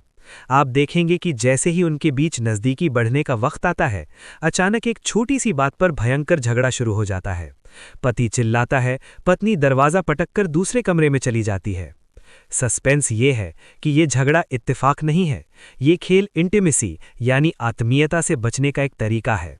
खिलाड़ी अंदर से नज़दीक आने से डरता है, उसे अपनी कमियां उजागर होने का खौफ है, इसलिए वो गुस्से को एक दीवार की तरह इस्तेमाल करता है। झगड़ा उन्हें एक दूसरे से दूर रहने का एक वैलिड बहाना दे देता है। वो रात भर अलग सोते हैं और मन ही मन सुकून महसूस करते हैं कि उन्हें एक दूसरे का सामना नहीं करना पड़ा। क्या आपके रिश्तों में भी झगड़े अचानक और बेवजह होते हैं? गौर से देखिए, कहीं वो अपरोर तो नहीं। अध्याय 9 का सबसे डार्क हिस्सा वो है जहां बर्न उन खेलों की बात करते हैं जो विकृतियों से जुड़े हैं। यहां खेल सिर्फ मजे के लिए नहीं, बल्कि दूसरे को पूरी तरह नियंत्रित करने के लिए खेला जाता है। इसमें एक खिलाड़ी दूसरे की कमजोरी का फायदा उठाता है और उसे ऐसी स्थितियों में डाल देता है जहां वो लाचार महसूस करे। यहाँ पे ऑफ है शक्ति। खिलाड़ी को दूसरे की बेबसी देखकर एक सुपर नेचुरल ताकत का एहसास होता है। वो अपने चाइल्ड ईगो की उन चोटों का बदला ले रहा होता है जो उसे बचपन में मिली थी। ये एक ऐसा चक्रव्यूह है जिसमें फंसने के बाद इंसान का आत्मविश्वास पूरी तरह खत्म हो जाता है। ये खेल प्रेम की आड़ में किया जाने वाला एक मनोवैज्ञानिक कत्ल है। सवाल उठता है कि हम अपने सबसे प्रिय व्यक्ति के साथ इतने जहरीले खेल क्यों खेलते हैं? एरिक बर्न कहते हैं कि ये डर का नतीजा है। हम असली प्रेम और समर्पण से घबराते हैं क्योंकि उसमें हम कमज़ोर पड़ सकते हैं। खेल हमें सुरक्षा देते हैं, खेल हमें ये महसूस कराते हैं कि हम कंट्रोल में हैं, लेकिन ये कंट्रोल एक धोखा है। ये खेल असल में हमारे अकेलेपन की चीखें हैं। हम एक दूसरे को छूना तो चाहते हैं, लेकिन अपनी आत्मा को दिखाने की हिम्मत नहीं रखते। इसलिए हम सेक्सुअल गेम्स का सहारा लेकर एक दूसरे को मानसिक चोट पहुंचाते हैं। अध्याय 9 हमें एक ऐसे मोड़ पर लाकर खड़ा कर देता है जहां से वापस मुड़ना नामुमकिन है। आज आपने अपने सबसे निजी रिश्तों का वो चेहरा देखा है जिसे समाज छुपा कर रखता है। लेकिन याद रखिए, जब तक आप खेल खेल रहे हैं, आप कभी सच को नहीं पा सकते। क्या आप में इतनी हिम्मत है कि आप अपने पार्टनर के सामने बिना किसी खेल के, बिना किसी हंगामे के खड़े हो सकते हैं? क्या आप उस डर का सामना कर सकते हैं जो आपको अपरोर खेलने पर मजबूर करता है? खेल को पहचानना ही उसे खत्म करने की पहली शर्त है। अब आप सुनेंगे गेम्स पीपल प्ले के आगे का हिस्सा। अब तक आपने बेडरूम और पार्टियों के खेल देखे, लेकिन अब हम उस सीमा को पार कर रहे हैं जहां से कानून शुरू होता है और इंसानियत खत्म होती है। क्या आपने कभी सोचा है कि एक मुजरिम जुर्म क्यों करता है? क्या सिर्फ पैसों के लिए, या फिर उसके पीछे भी कोई गहरा जहरीला खेल छिपा है? डॉक्टर एरिक बर्न की किताब का 10वां अध्याय अंडरवर्ल्ड गेम्स। ये अध्याय हमें जेलों, जुए के अड्डों और अपराधियों की उस अंधेरी दुनिया में ले जाता है जहां हर चाल का अंत खौफनाक होता है। यहां जीत का मतलब सिर्फ पैसा नहीं, बल्कि किसी को बर्बाद करना है। तैयार हो जाइए, क्योंकि आज हम उस क्रिमिनल माइंड को डीकोड करेंगे जिसे आज तक कोई पुलिस वाला नहीं समझ पाया। सावधान रहिए, क्योंकि यहां एक भी गलत कदम आखिरी साबित हो सकता है। पर्दा उठता है सबसे मशहूर अंडरवर्ल्ड खेल पर, कॉप्स एंड रॉबर्स पर। आप सोच रहे होंगे कि चोर पुलिस से बचने के लिए भागता है, लेकिन बर्न यहां एक ऐसा खुलासा करते हैं जो आपके होश उड़ा देगा। वो कहते हैं कि असली खिलाड़ी चोर पुलिस से भागता नहीं है, बल्कि वो पुलिस के साथ एक मानसिक लुका छिपी खेल रहा होता है। सस्पेंस यहां है कि चोर जानबूझकर पीछे ऐसे सुराग छोड़ता है जो पुलिस को उस तक पहुंचा सके। वो अपनी होशियारी दिखाना चाहता है। उसका चाइल्ड ईगो चाहता है कि उसे एक शक्तिशाली पेरेंट यानी पुलिस पकड़े और सजा दे। उसे जुर्म करने से उतना मजा नहीं आता जितना पुलिस को छकाने और अंत में पकड़े जाने के रोमांच में आता है। जब तक वो पकड़ा नहीं जाता, उसका खेल अधूरा रहता है। क्या आपने कभी गौर किया है कि कुछ अपराधी बार बार वही पुरानी गलती क्यों करते हैं? क्योंकि वो पकड़े जाना चाहते हैं। ये न्याय की तलाश नहीं, ये एक खौफनाक खेल का अंत है। अब बात करते हैं उस खेल की जो जेलों और गिरोहों के बीच सबसे ज्यादा खेला जाता है, किक मी अंडरवर्ल्ड वर्जन। ये खेल वो अपराधी खेलते हैं जो खुद को दुनिया का सबसे बड़ा शिकार यानी विक्टिम मानते हैं। ये लोग जानबूझकर अपने बॉस या पुलिस को उकसाते हैं ताकि उन्हें पीटा जाए या एकांत कारावास में डाल दिया जाए। थ्रिल तब बढ़ता है जब आप समझते हैं कि उन्हें दर्द में मजा आता है। हर बार जब उन्हें लात पड़ती है, उनका चाइल्ड ईगो मुस्कुराता है और कहता है, देखा, मैंने कहा था ना कि दुनिया जालिम है। वे अपनी बदकिस्मती का जश्न मनाते हैं। वे ऐसे हालात पैदा करते हैं जहां लोग उनके साथ बुरा व्यवहार करें ताकि उन्हें समाज को कोसने का एक नया बहाना मिल सके। ये आत्मविनाश का एक ऐसा चक्र है जहां खिलाड़ी तब तक नहीं रुकता जब तक वो पूरी तरह खत्म ना हो जाए। क्या आप किसी ऐसे व्यक्ति को जानते हैं जो खुद अपनी बर्बादी की दावत देता है? अध्याय 10 का तीसरा बड़ा खेल है आई वॉन्ट आउट, मुझे बाहर जाना है। ये खेल जेल के कैदियों और उनके वकीलों के बीच चलता है। कैदी चिल्लाता है कि वो निर्दोष है और उसे बाहर जाना है, लेकिन जैसे ही उसका वकील उसे बाहर निकालने का कोई रास्ता ढूंढता है, कैदी कोई ऐसी हरकत कर देता है जिससे उसकी रिहाई रुक जाए। असली सस्पेंस ये है कि वो बाहर की दुनिया से डरता है। जेल के अंदर वो एक महारथी है, लेकिन बाहर वो कुछ भी नहीं। वो बाहर जाने का नाटक सिर्फ इसलिए करता है ताकि वो दूसरों को व्यस्त रख सके और खुद को एक बेचारा साबित कर सके। वो मदद मांगता है, लेकिन हर मदद को लात मार देता है। ये उम्मीद और निराशा के बीच की एक ऐसी जंग है जहां खिलाड़ी कभी जीतना नहीं चाहता। बर्न चेतावनी देते हैं कि अंडरवर्ल्ड गेम्स का अंत बाकी खेलों की तरह सिर्फ एक बहस पर नहीं होता। इनका पे ऑफ या तो उम्र कैद है या फिर मौत है। ये वो लोग हैं जिनकी लाइफ स्क्रिप्ट बचपन में ही लिख दी गई थी। उन्होंने बचपन में ही तय कर लिया था कि मैं बुरा हूं और दुनिया मेरा दुश्मन है। वे इन खेलों को इसलिए खेलते हैं क्योंकि उनके लिए यही पहचान पाने का एकमात्र रास्ता है। उन्हें प्यार नहीं मिला, इसलिए उन्होंने नफरत और खौफ को ही अपनी जबान बना लिया। ये समाज के चेहरे पर लगा वो काला धब्बा है जिसे हम क्राइम कहते हैं, लेकिन असल में ये एक बीमार दिमाग का खेल है। अध्याय 10 हमें एक ऐसी हकीकत दिखाता है जिससे हम आंखें मूंदना चाहते हैं। अपराधी सिर्फ सलाखों के पीछे नहीं होते, कई अपराधी हमारे बीच खेल रहे होते हैं, चाहे वो कॉप्स एंड रॉबर्स हो या किक मी। लेकिन याद रखिए, जिस पल आप खेल के नियमों को समझ लेते हैं, उस पल अपराधी की शक्ति खत्म हो जाती है। आज हमने उस अंधेरे को देखा है जहां रोशनी पहुंचने से डरती है, लेकिन क्या इन अपराधियों का कोई इलाज है? क्या हम अपनी लाइफ स्क्रिप्ट को बदल सकते हैं? एरिक बर्न की ये किताब हमें उस आज़ादी की ओर ले जाती है जहां हमें अब और मोहरा बनने की जरूरत नहीं। शीर्षक: इलाज के नाम पर धोखा, गेम्स पीपल प्ले, अध्याय 11, कंसल्टिंग रूम गेम्स। भाग 1, प्रस्तावना, सफेद कोट का रहस्य। कल्पना कीजिए, आप अपनी मानसिक पीड़ा का इलाज कराने एक डॉक्टर के पास जाते हैं। आप उस पर भरोसा करते हैं, अपनी जिंदगी के सबसे गहरे राज उसे बताते हैं। लेकिन क्या होगा अगर मैं आपसे कहूं कि उस बंद कमरे के अंदर इलाज नहीं बल्कि एक मनोवैज्ञानिक शतरंज खेला जा रहा है, जहां डॉक्टर और मरीज दोनों ही अनजाने में एक दूसरे को मात देने की कोशिश कर रहे हैं। एरिक बर्न की किताब का 11वां अध्याय, कंसल्टिंग रूम गेम्स। यहां खेल दवाइयों से नहीं बल्कि दिमाग की चालाकियों से खेले जाते हैं। ये अध्याय उन पेशेवर खेलों की परतें खोलता है जहां मदद सिर्फ एक मुखौटा है और असली मकसद कुछ और ही है। तैयार हो जाइए, क्योंकि आज हम उस पवित्र कमरे के अंदर छिपे हुए अंधेरे को बेनकाब करेंगे। ये सिर्फ डॉक्टर की कहानी नहीं है, ये हर उस इंसान की कहानी है जो मदद मांगने का नाटक करता है। भाग 1, खेल नंबर 1, मैं तो बस आपकी मदद करने की कोशिश कर रहा हूं, ITHY। पर्दा उठता है पहले खेल पर, जिसे बर्न कहते हैं I am only trying to help you, ITHY। ये खेल अक्सर डॉक्टर, थेरेपिस्ट या समाज सुधारक खेलते हैं। डॉक्टर मरीज को एक के बाद एक सलाह देता है, नई दवाइयां आजमाता है, लेकिन मरीज ठीक नहीं होता। अंत में जब मरीज हार मान लेता है या डॉक्टर चिढ़ जाता है, तो डॉक्टर का पेरेंट ईगो कहता है, देखा, मैं तो बस तुम्हारी मदद करने की कोशिश कर रहा था, पर तुम ही ठीक नहीं होना चाहते। यहाँ थ्रिल ये है कि डॉक्टर को मरीज के ठीक होने से ज़्यादा अपनी महानता साबित करने में दिलचस्पी है। वो मरीज को एक असहाय बच्चे की तरह देखता है ताकि वो खुद को एक भगवान जैसा महसूस करा सके। ये इलाज नहीं बल्कि अपनी अहम यानी ईगो को संतुष्ट करने का एक जरिया है। क्या आपने कभी किसी ऐसे इंसान से मदद ली है जो मदद के नाम पर आपको और भी लाचार महसूस करा देता है? भाग 2, खेल नंबर 2, मनोविकार, साइकाइट्री, ग्रीन हाउस। अब एक और दृश्य देखिए, साइकाइट्री का खेल। यहाँ मरीज खुद एक खिलाड़ी है।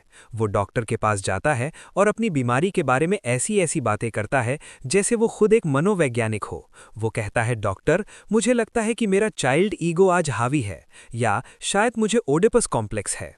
सस्पेंस ये है कि मरीज ये शब्द इसलिए नहीं बोल रहा कि उसे अपनी बीमारी समझ आ गई है। वो इन शब्दों को एक ढाल की तरह इस्तेमाल कर रहा है। वो अपनी असली भावनाओं को तकनीकी शब्दों के पीछे छुपा लेता है। वो डॉक्टर के साथ साइकोलॉजी खेलता है ताकि उसे अपनी असलियत का सामना न करना पड़े। इसे बर्न ग्रीन हाउस इफेक्ट कहते हैं, जहां कृत्रिम शब्दों की गर्मी में असली समस्या कभी नहीं सुलझती। क्या आप भी अपनी गलतियों को मुश्किल शब्दों के पीछे छुपाकर खुद को सही साबित करते हैं? भाग 3, खेल नंबर 3, लकड़ी की टांग, वुडन लेग। अध्याय 11 का सबसे दुखद और खतरनाक खेल है वुडन लेग। इसका नाम एक पुराने मुहावरे से आया है। आप उस आदमी से नाचने की उम्मीद कैसे कर सकते हैं जिसकी टांग लकड़ी की है? इस खेल में मरीज अपनी किसी पुरानी चोट, गरीबी या मानसिक बीमारी को एक स्थायी बहाने की तरह इस्तेमाल करता है। वो कहता है, मैं कभी सफल नहीं हो सकता क्योंकि मेरा बचपन बहुत बुरा था, या मैं खुश नहीं रह सकता क्योंकि मुझे डिप्रेशन है। वो अपनी बीमारी को एक हथियार बना लेता है ताकि उसे जिंदगी की जिम्मेदारियों से मुक्ति मिल सके। यहाँ असली थ्रिल ये है कि वो मरीज ठीक होना ही नहीं चाहता, क्योंकि अगर वो ठीक हो गया तो उसकी लकड़ी की टांग छिन जाएगी और उसे दुनिया का सामना करना पड़ेगा। वो अपनी लाचारी की आड़ में एक सुरक्षित कोना ढूंढ चुका है। क्या आप भी अपने किसी पुराने दर्द को अपनी तरक्की ना करने का बहाना बना रहे हैं? सावधान, आप अपनी ही लकड़ी की टांग के बोझ तले दब रहे हैं। भाग 5, सफेद कमरे का काला सच, the payoff. Doctor Eric Berne हमें चेतावनी देते हैं कि ये कंसल्टिंग रूम गेम सबसे घातक होते हैं। क्यों? क्योंकि ये उस जगह खेले जा रहे हैं जहां इंसान को सबसे ज्यादा सुरक्षा मिलनी चाहिए थी। जब इलाज खुद एक खेल बन जाता है तो मरीज कभी आजाद नहीं हो पाता। वो बस एक खेल से दूसरे खेल में भटकता रहता है। मरीज को बीमार रहने का पे ऑफ मिलता है और डॉक्टर को मददगार होने का। इस लेन देन में हकीकत कहीं खो जाती है। ये एक ऐसा मायाजाल है जिसमें फंसने के बाद असली स्व यानी सेल्फ कभी बाहर नहीं आ पाता। इलाज का अंत अक्सर एक नए और गहरे खेल की शुरुआत होता है। भाग 6, निष्कर्ष, जागने का समय। आज हमने उस सफेद कोट के पीछे छिपे हुए शतरंज के खेल को देखा है, लेकिन याद रखिए, जागरूकता ही एकमात्र रास्ता है। अगर आप मरीज हैं तो अपनी लकड़ी की टांग को छोड़ना सीखिए, और अगर आप मदद करने वाले हैं तो अपने ITHY के अहंकार को मार दीजिए। बिना किसी खेल के, बिना किसी बहाने के अपनी सच्चाई का सामना करना ही दुनिया का सबसे बड़ा इलाज है। गेम्स पीपल प्ले का ये सफर अब हमें समाज के अंतिम सच की ओर ले जा रहा है। अगली बार जब आप किसी कमरे में बैठें तो गौर करें, क्या वहां बातचीत हो रही है या कोई खेल खेला जा रहा है।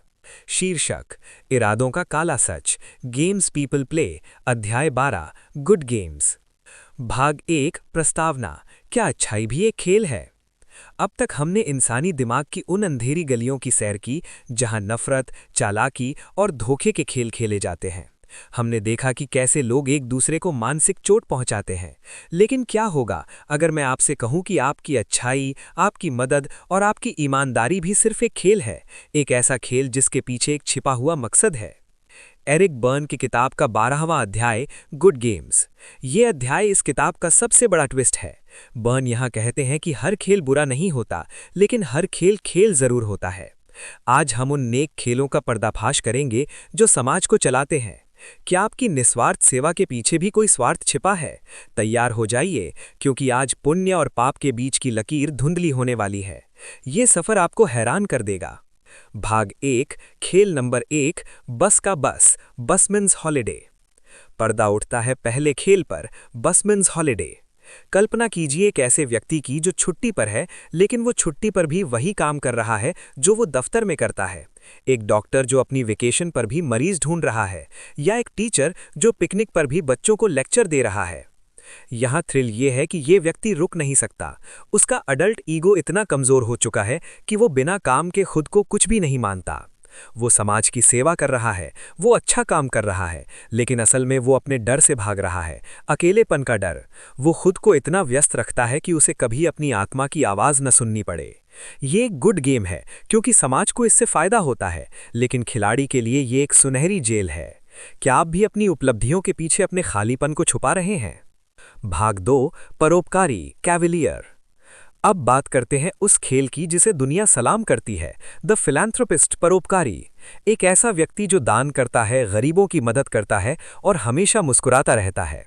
बर्न यहाँ एक ऐसा सस्पेंस खोलते हैं जो आपको सोचने पर मजबूर कर देगा। बर्न कहते हैं कि ये व्यक्ति असल में अपने अंदर के क्रिटिकल पेरेंट से बचने की कोशिश कर रहा है।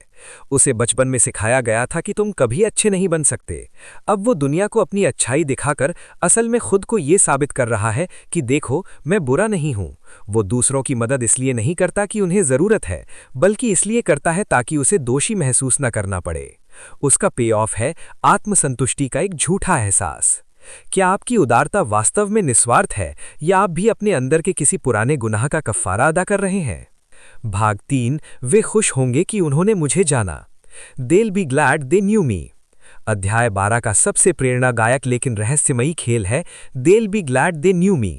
ये खेल वो लोग खेलते हैं जो बड़ी सफलता हासिल करना चाहते हैं, ताकि वो उन लोगों को नीचा दिखा सकें जिन्होंने कभी उन्हें ठुकराया था।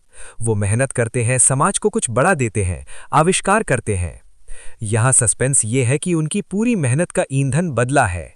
वे महान बनते हैं ताकि एक दिन वो पीछे मुड़कर उन लोगों की आंखों में देख सकें और कह सकें, देखा, अब पछताओ।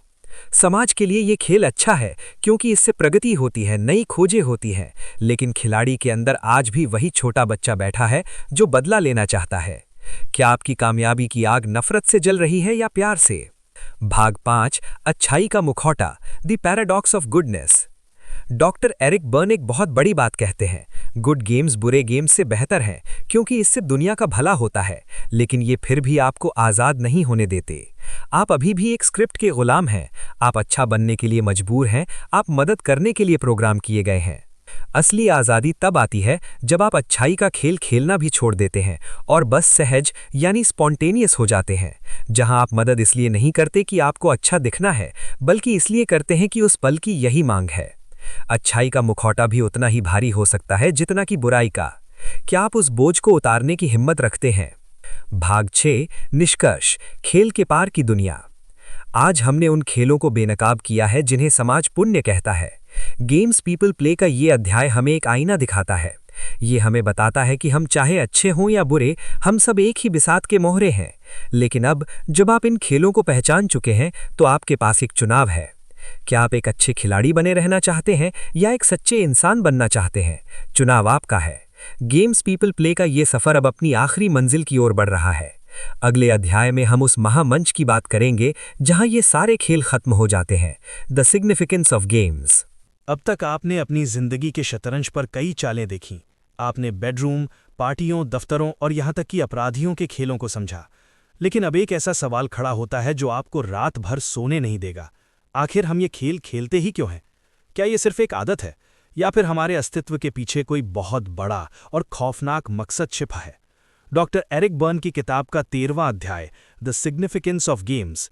यह अध्याय इस किताब का वो हिस्सा है जहां सारे खेल एक साथ जुड़कर एक डरावनी तस्वीर बनाते हैं। आज आप जानेंगे कि ये खेल सिर्फ समय बिताने का जरिया नहीं है, बल्कि ये वो मानसिक बेड़ियां हैं जो आपको जन्म से लेकर मौत तक जकड़े रहती हैं। तैयार हो जाइए, क्योंकि अब हम इंसानियत के सबसे बड़े भ्रम का पर्दाफाश करने जा रहे हैं। क्या आप हकीकत का सामना करने के लिए तैयार हैं? भाग 1, खेलों का ऐतिहासिक ढांचा यानी हिस्टोरिकल सिग्निफिकेंस। बर्न कहते हैं कि ये खेल नए नहीं हैं, ये पीढ़ियों से चले आ रहे हैं। सस्पेंस यहाँ है कि आप जो खेल आज अपने पार्टनर या बॉस के साथ खेल रहे हैं, वही खेल शायद आपके दादा दादी ने भी खेला था। ये एक विरासत है जिसे हम अपने खून में लेकर घूमते हैं। सोचिए, एक बच्चा अपने माता पिता को अप्रोर या किक मी खेलते हुए देखता है। वो अनजाने में उन चालों को सीख लेता है। बर्न इसे इंटरजेनरेशनल ट्रांसमिशन कहते हैं। हम सिर्फ ज़मीन जायदाद विरासत में नहीं देते, हम अपने मानसिक रोग और जहरीले खेल भी अपनी अगली पीढ़ी को सौंप देते हैं। हम एक ऐसी सभ्यता बना रहे हैं जहां हर कोई वही पुराने घिसे पिटे खेल खेल रहा है, बस चेहरे बदल जाते हैं। क्या आप भी अपने बच्चों को अनजाने में वही जहर तो नहीं पिला रहे जो आपको विरासत में मिला था? भाग 3, खेल एक ढाल के रूप में। अब एक और कड़वा सच सुनिए। बर्न यहाँ एक बहुत बड़ा सस्पेंस खोलते हैं। खेल हमें पागलपन से बचाते हैं। जी हाँ, आपने सही सुना। अगर कल सुबह दुनिया के सारे इंसान एक साथ खेल खेलना बंद कर दें और बिल्कुल ईमानदार हो जाएं, तो समाज टूट जाएगा। बर्न कहते हैं कि खेल हमारे लिए एक शॉक अब्जॉर्बर का काम करते हैं। हम असली सच्चाई और अकेलेपन के खौफ का सामना नहीं कर सकते, इसलिए हम इन खेलों के पीछे छिप जाते हैं। खेल हमें एक झूठा मकसद देते हैं, एक झूठी पहचान देते हैं। बिना खेलों के हम एक ऐसे शून्य में गिर जाएंगे जहां सिर्फ सन्नाटा होगा। खेल हमें व्यस्त रखते हैं ताकि हम अपनी आत्मा के अंधेरे को न देख सकें। क्या आप में इतनी हिम्मत है कि आप बिना किसी खेल के एक पल के लिए भी शांत बैठ सकें? भाग 4, सामाजिक ढांचा और खेल। अध्याय 13 का सबसे महत्वपूर्ण हिस्सा है सामाजिक संतुलन। बर्न कहते हैं कि समाज ने ऐसे क्लब संस्थाएं बनाए हैं जो सिर्फ खेलों को बढ़ावा देने के लिए हैं। शादी, राजनीति, धर्म, हर जगह एक खास तरह का खेल खेलने की अनुमति है। थ्रिल यह है कि जो लोग खेल नहीं खेलते, समाज उन्हें पागल या अजीब घोषित कर देता है। अगर आप खेल के नियमों को तोड़ते हैं तो पूरी बिसात आपको बाहर फेंक देती है। हमें नॉर्मल दिखने के लिए खिलाड़ी बनना पड़ता है। हम एक ऐसे सर्कस का हिस्सा है जहां जोकर वही है जो सच बोल रहा है। ये सामाजिक बनावट ही ऐसी है कि यहाँ सच्चाई एक गुनाह है और चालाकी एक हुनर है। क्या आप भी इस सर्कस का हिस्सा बने रहना चाहते हैं या आप बाहर निकलना चाहते हैं? भाग 5, अंतिम पे ऑफ, मौत का खेल। बर्न चेतावनी देते हैं कि हर खेल का एक अंतिम पे ऑफ होता है। छोटे खेलों का अंत सिर्फ एक बहस पर होता है, लेकिन बड़े खेलों का अंत तबाही पर होता है। अध्याय 13 का निष्कर्ष ये है कि ये खेल हमारी लाइफ स्क्रिप्ट को पूरा करने के लिए बने हैं। अगर आपकी स्क्रिप्ट असफल होने की है तो आप ताउम्र किक मी खेलेंगे। अगर आपकी स्क्रिप्ट अकेलेपन की है तो आप अप्रोर खेलेंगे। हम अपनी ही मौत की ओर बढ़ रहे हैं और ये खेल सिर्फ उस सफ़र को रोचक बनाने के बहाने हैं। हम अपने ही हाथों से अपनी बर्बादी का नाटक लिख रहे हैं और खुद ही उसमें अभिनय कर रहे हैं। सस्पेंस खत्म हो चुका है। मुजरिम भी आप हैं, गवाह भी आप हैं और जज भी आप ही हैं। भाग 6, निष्कर्ष, जागने का आखिरी मौका। आज गेम्स पीपल प्ले का ये अध्याय हमें उस मुकाम पर ले आया है जहां से दुनिया पहले जैसी कभी नहीं दिखेगी। आपने देख लिया कि ये खेल कितने ज़रूरी हैं और कितने खतरनाक, लेकिन यहाँ से एक रास्ता और निकलता है। वो रास्ता है ऑटोनॉमी का। क्या आप अपनी स्क्रिप्ट को फाड़ने की हिम्मत रखते हैं? क्या आप बिना किसी खेल के, बिना किसी मुखौटे के इस दुनिया का सामना कर सकते हैं? खेल को पहचानना ही उसे खत्म करने की पहली सीढ़ी है। आज से ही अपनी चालों पर गौर करना शुरू करें। याद रखिए, जब तक आप खेल रहे हैं, आप सो रहे हैं। जागने का समय आ गया है। शीर्षक: खिलाड़ियों की पहचान, गेम्स पीपल प्ले। अध्याय 14, द प्लेयर्स। भाग 1, प्रस्तावना, शिकार या शिकारी। अब तक आपने खेल देखे, उनकी चालें समझी और उनके भयानक अंजामों को महसूस किया, लेकिन क्या आपने कभी सोचा है कि ये खेल खेलता कौन है? क्या वो कोई आम इंसान है जिसे आप रोज बाजार में देखते हैं, या फिर आपके ही अंदर कोई ऐसा शातिर खिलाड़ी बैठा है जिसे आपने अब तक पहचाना ही नहीं? डॉक्टर एरिक बर्न की किताब का 14वां अध्याय, द प्लेयर्स, ये अध्याय किसी जासूसी फिल्म के क्लाइमैक्स जैसा है। यहाँ हम उन चेहरों से नकाब उतारेंगे जो खेल की बिसात बिछाते हैं। बर्न यहाँ एक ऐसी हकीकत का खुलासा करते हैं जो आपको डरा देगी। हर खिलाड़ी का एक खास प्रोफाइल होता है। आज हम जानेंगे कि एक मासूम इंसान कैसे एक शातिर खिलाड़ी में बदल जाता है और उसकी अगली चाल क्या हो सकती है। तैयार हो जाइए, क्योंकि अब हम उन खिलाड़ियों के दिमाग की गहराई में उतरने वाले हैं। क्या आप खुद को पहचानने के लिए तैयार हैं? भाग 1, खिलाड़ी का जन्म। बर्न यहाँ एक बहुत बड़ा सवाल पूछते हैं। एक खिलाड़ी पैदा होता है या बनाया जाता है? जवाब आपको हैरान कर देगा। सस्पेंस ये है कि हर खिलाड़ी की जड़ें उसके बचपन के किसी अधूरे व्यापार यानी अनफिनिश्ड बिजनेस में छिपी होती हैं। सोचिए, एक बच्चा जिसे कभी उसकी माँ ने गले नहीं लगाया, उसे स्ट्रोक्स नहीं मिले। उसने पाया कि जब वो चोट खाकर रोता है तभी उसे ध्यान मिलता है। यहीं से उसका लाइफ स्क्रिप्ट शुरू होता है। वो बड़ा होकर किक मी का खिलाड़ी बनता है। खिलाड़ी कोई अपराधी नहीं है, वो बस एक ऐसा इंसान है जिसने अपनी मानसिक भूख को मिटाने के लिए खेल को ही भोजन बना लिया है। वो एक ऐसा शिकारी है जो खुद को शिकार दिखाकर दूसरों को अपने जाल में फंसाता है। क्या आपके अंदर भी कोई ऐसा बच्चा छिपा है जो आज भी वही पुराने जख्म दिखा रहा है? भाग 3, खिलाड़ियों का वर्गीकरण। अध्याय 14 में बर्न खिलाड़ियों को 3 श्रेणियों में बांटते हैं और यहीं से थ्रिल असली रूप लेता है। पहली श्रेणी है द इनोसेंट यानी मासूम खिलाड़ी। वो कहता है कि वो तो बस मदद करना चाहता है, लेकिन उसका हर कदम तबाही लाता है। वो अपना खेल इतनी सफाई से खेलता है कि खुद को भी यकीन दिला देता है कि वो बेगुनाह है। दूसरी श्रेणी है द प्रोफेशनल्स यानी पेशेवर खिलाड़ी। ये वो लोग हैं जो खेल को अपनी जीविका बना लेते हैं। राजनीतिज्ञ, शातिर वकील या वो सेल्समैन जो आपको ऐसी चीज़ बेच देता है जिसकी आपको ज़रूरत नहीं। इनका अडल्ट ईगो पूरी तरह से चाइल्ड और पेरेंट के काबू में होता है। और तीसरी सबसे खतरनाक श्रेणी है द डेस्परेट यानी हताश खिलाड़ी। ये वो लोग हैं जिनके पास खोने के लिए कुछ नहीं बचा। इनका खेल सीधे अस्पताल, जेल या मौत पर जाकर खत्म होता है। ये लोग खूनी चालें चलते हैं क्योंकि इन्हें लगता है कि यही इनके अस्तित्व का आखिरी सबूत है। आप किस श्रेणी के साथ हाथ मिला रहे हैं, या आप खुद कौन से खिलाड़ी हैं? भाग 4, खिलाड़ी का साथी, द पार्टनर। एक खिलाड़ी अकेला खेल नहीं सकता, उसे एक जोड़ीदार चाहिए। सस्पेंस यह है कि खिलाड़ी हमेशा अपने जैसे ही किसी को ढूंढता है जो उसकी स्क्रिप्ट को पूरा कर सके। अगर कोई किकमी खेलता है तो उसे एक ऐसा पार्टनर चाहिए जो नाइकजॉब खेलने में माहिर हो। ये खौफनाक मैच मेकिंग है। हम उन लोगों की ओर आकर्षित होते हैं जो हमारे जहरीले खेलों को बढ़ावा देते हैं। बर्न इसे एक कॉम्प्लीमेंट्री ट्रांजैक्शन कहते हैं। दो खिलाड़ी मिलकर एक दूसरे की बर्बादी का जश्न मनाते हैं और इसे रिश्ता कहते हैं। क्या आपका पार्टनर आपकी ताकत है या वो सिर्फ आपके खेल का एक जरूरी मोहरा है? ये सवाल आपके पैरों तले जमीन खिसका देगा। भाग 5, खिलाड़ी का मुखौटा, द मास्क ऑफ नॉर्मलसी। अध्याय 14 का निष्कर्ष ये है कि एक खिलाड़ी कभी खिलाड़ी जैसा नहीं दिखता। वो आपके बगल में बैठा सहकर्मी हो सकता है, आपका पड़ोसी हो सकता है या आपका जीवन साथी। खिलाड़ी की सबसे बड़ी ताकत उसकी सामान्य दिखने की क्षमता है। वो शिष्टाचार, संस्कृति और धर्म के नाम पर अपनी चालें चलता है।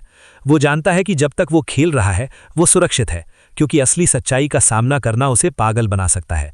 वो मुखौटों के ढेर के नीचे अपनी असली पहचान को दफन कर चुका है। वो एक चलता फिरता झूठ है जिसे सच की रोशनी से नफरत है। भाग 6, निष्कर्ष, खेल खत्म करने की हिम्मत। आज हमने खिलाड़ियों के चेहरों से नकाब उतार दिया है। गेम्स पीपल प्ले का ये अध्याय हमें डराता है क्योंकि ये हमें आईना दिखाता है। अब आप जानते हैं कि आपके आसपास कौन खेल रहा है और क्यों। लेकिन याद रखिए, खिलाड़ी को हराने का एक ही तरीका है, खेल में शामिल होने से इनकार कर देना। जिस पल आप मोहरा बनना बंद कर देते हैं उस पल खिलाड़ी की बिसात पलट जाती है। क्या आप में वो हिम्मत है कि आप अपनी स्क्रिप्ट फाड़ दें और एक सच्चे इंसान की तरह जिएं? चुनाव आपका है, मोहरा बने रहना या आजाद होना। आपने खेलों के नाम जान लिए, आपने खिलाड़ियों के चेहरे देख लिए, लेकिन क्या आपने कभी उस फॉर्मूले को देखा है जिससे ये खेल चलते हैं? क्या कोई ऐसी गुप्त कोडिंग है जो हमारे दिमाग में पहले से फिट कर दी गई है? क्या हमारी हर बहस, हर झगड़ा और हर आंसुओं वाला ड्रामा एक तयशुदा गणित के हिसाब से चलता है? डॉक्टर एरिक बर्न की किताब का 15वां अध्याय, ए पैराडाइम, ये अध्याय इस किताब का सबसे खतरनाक हिस्सा है, क्योंकि यहाँ बर्न उस गुप्त नक्शे यानी मैप को मेज पर बिछा देते हैं जिसके आधार पर पूरी दुनिया एक दूसरे को धोखा दे रही है। ये साइकोलॉजी का डीएनए है। आज आप जानेंगे कि कैसे एक मामूली बातचीत को एक खौफनाक खेल में बदला जाता है। तैयार हो जाइए, क्योंकि आज हम उस मास्टर ब्लूप्रिंट को डिकोड करेंगे जिसे आज तक आपसे छुपा कर रखा गया था। क्या आप इस पहेली को सुलझाने के लिए तैयार हैं?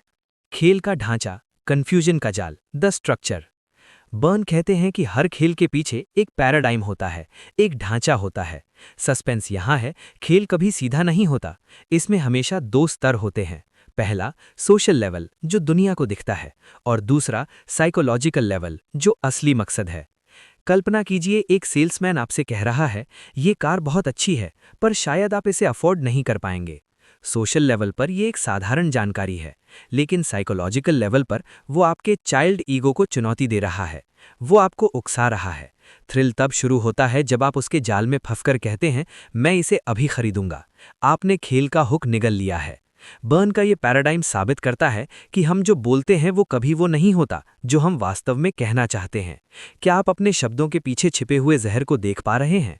खेल का फॉर्मूला, द गॉटमैन फॉर्मूला। अध्याय 15 में बर्न एक गणितीय फॉर्मूला देते हैं जो किसी थ्रिलर फिल्म के कोड जैसा है, C+G=R/S/X/P। सुनने में ये उलझा हुआ लगता है, लेकिन इसका सच खौफनाक है।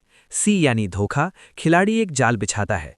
G यानी गिमिक, यानी आपकी कमजोरी, वो हिस्सा जहां आप लालच या डर में आ जाते हैं। R यानी रिस्पॉन्स, आपकी प्रतिक्रिया, खेल शुरू हो चुका है।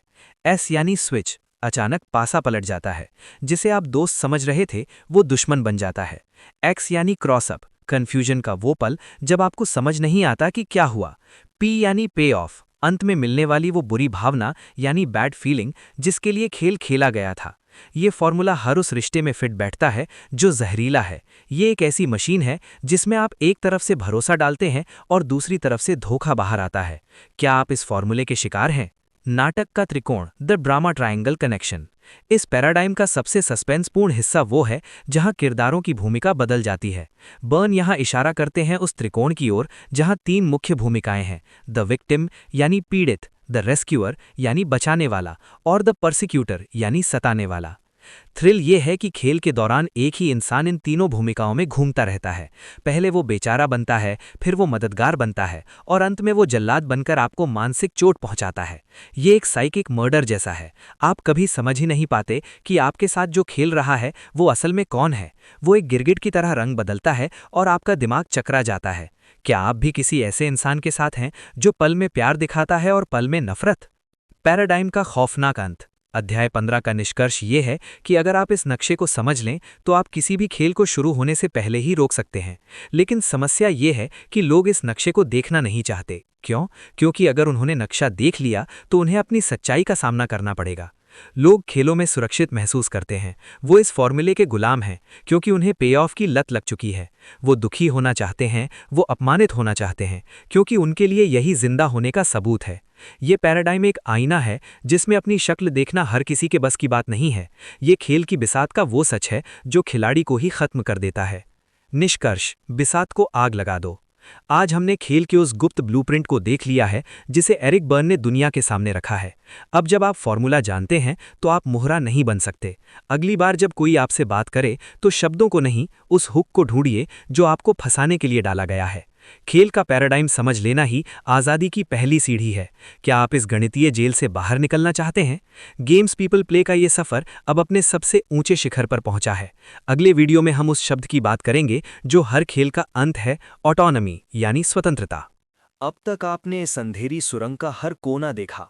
आपने उन जहरीले खेलों को समझा जिन्होंने आपके रिश्तों, आपके करियर और आपकी रूह को जकड़ रखा था।